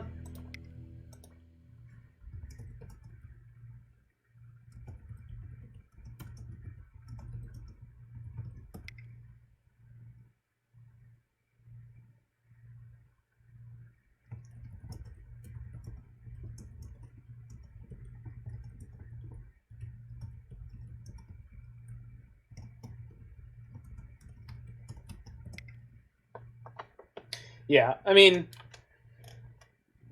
Yeah, the problem was I had 15 minutes on clock in that game, so it's just for them it's like a what do you call it? Like a quality of life concession. Like to not have to wait 15 minutes for me to click through flipping my entire... Oh, my Moto crashed. Hold on a second. But we can do some of the wrapping up right now. So, yeah, it was a pretty good run with blue-white Thopter Sword. Urza has been a little disappointing. Obi was just thinking that if they had a chance to win out. Yeah, I mean, they were basically saying, like, can I beat Infinite Life? You know you would have lost if they have left you do it. Why is that?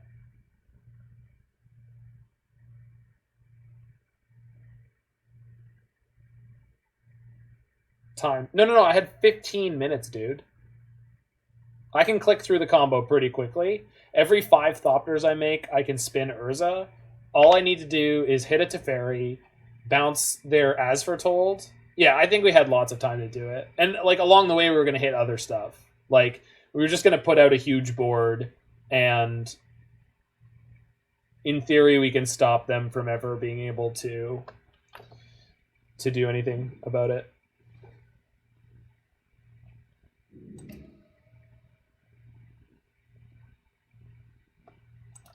All right, so yeah, blue-white Thopter Sword, kind of kicking, kind of great. I tried once, timed out. Oh no, I've done it before. I've had salty opponents make me combo out, and I've always won with Thopter Sword. Anyway, yeah, this was pretty good. I think there's some number of Tormod's Crypts and main deck Soul Guide Lantern that would be really good. I think it's possible that a sort of Feast and Famine would be okay in here. I was thinking of like Sharknado, but there's not really room. If I wanted something like that, I would want more copies of Whir first. I do think the balance of creatures worked out pretty well. I wasn't sure about 3 Emrys. I wasn't sure about 2 Teferis. Could be a 3rd Teferi in the main deck. But I think 1 Witching Well becoming 1 Soul Guide Lantern is the first change I would make. And everything other than that feels pretty darned good. 3 Path to Exiles was largely enough. So yeah, feels pretty good. Pretty good, dog. We have the Damping Sphere in the main deck that helps us against big mana, though we didn't run into it. Actually, we ran into Tron and we beat... I try 1 Psy over 1 Emry. I'm not sure about that. Maybe Saheeli? Sublime Artificer? I mean, Psy's okay, but there's more non-creature spells in this deck than there are artifacts. Almost all the artifacts are non-creatures. All the artifacts are non-creatures, plus there's Paths, Cryptics, and Whir. So... But Psy has the ability to... It's yeah, 6 of one, half dozen of the other. I guess with a sword, though, either of them become a lot more attractive. And Psy is better because the tokens are flying in that case. Yeah, neat. The Cryptic Commands were generally disappointing. Like those... This whole league, those basically could have been mana leaks most of the time. But I don't think that necessarily means they're wrong. I just think that things didn't really work out for them. And so probably sometime I'm going to try blue-black Thopter Sword. That said, I want to move on to this Metallic Rebuke. Yeah, it's okay. Actually getting the 3 artifacts, like the number of artifacts into play on turn 2 is sometimes harder than it used to be, though, because there's still more Astrolabe. Lotus Cobra. Yeah, we're playing a real wacky deck next. Yeah, Speeve, you're in for a good time if you guys stick around. So we're gonna hop on to some Teamer Kinnan awesomeness thanks to my buddy Jiggy Wiggy. So stick around. I'm just getting everything flipped over for that. Throw on some tunes for you guys. And I will get the deck set up. All right, exclamation point deck is now updated.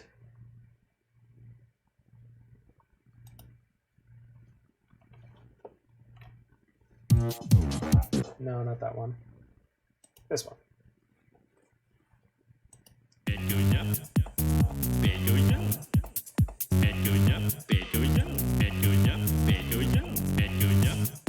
Night Pie Gandhi.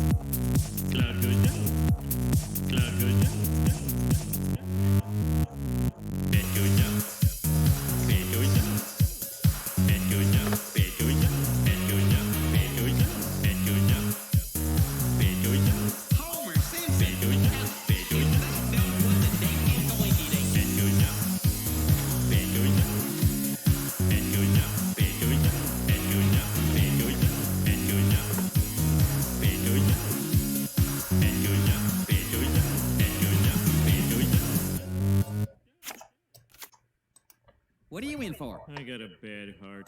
If I could give you my heart, Homer, I would. Shut up, Flanders.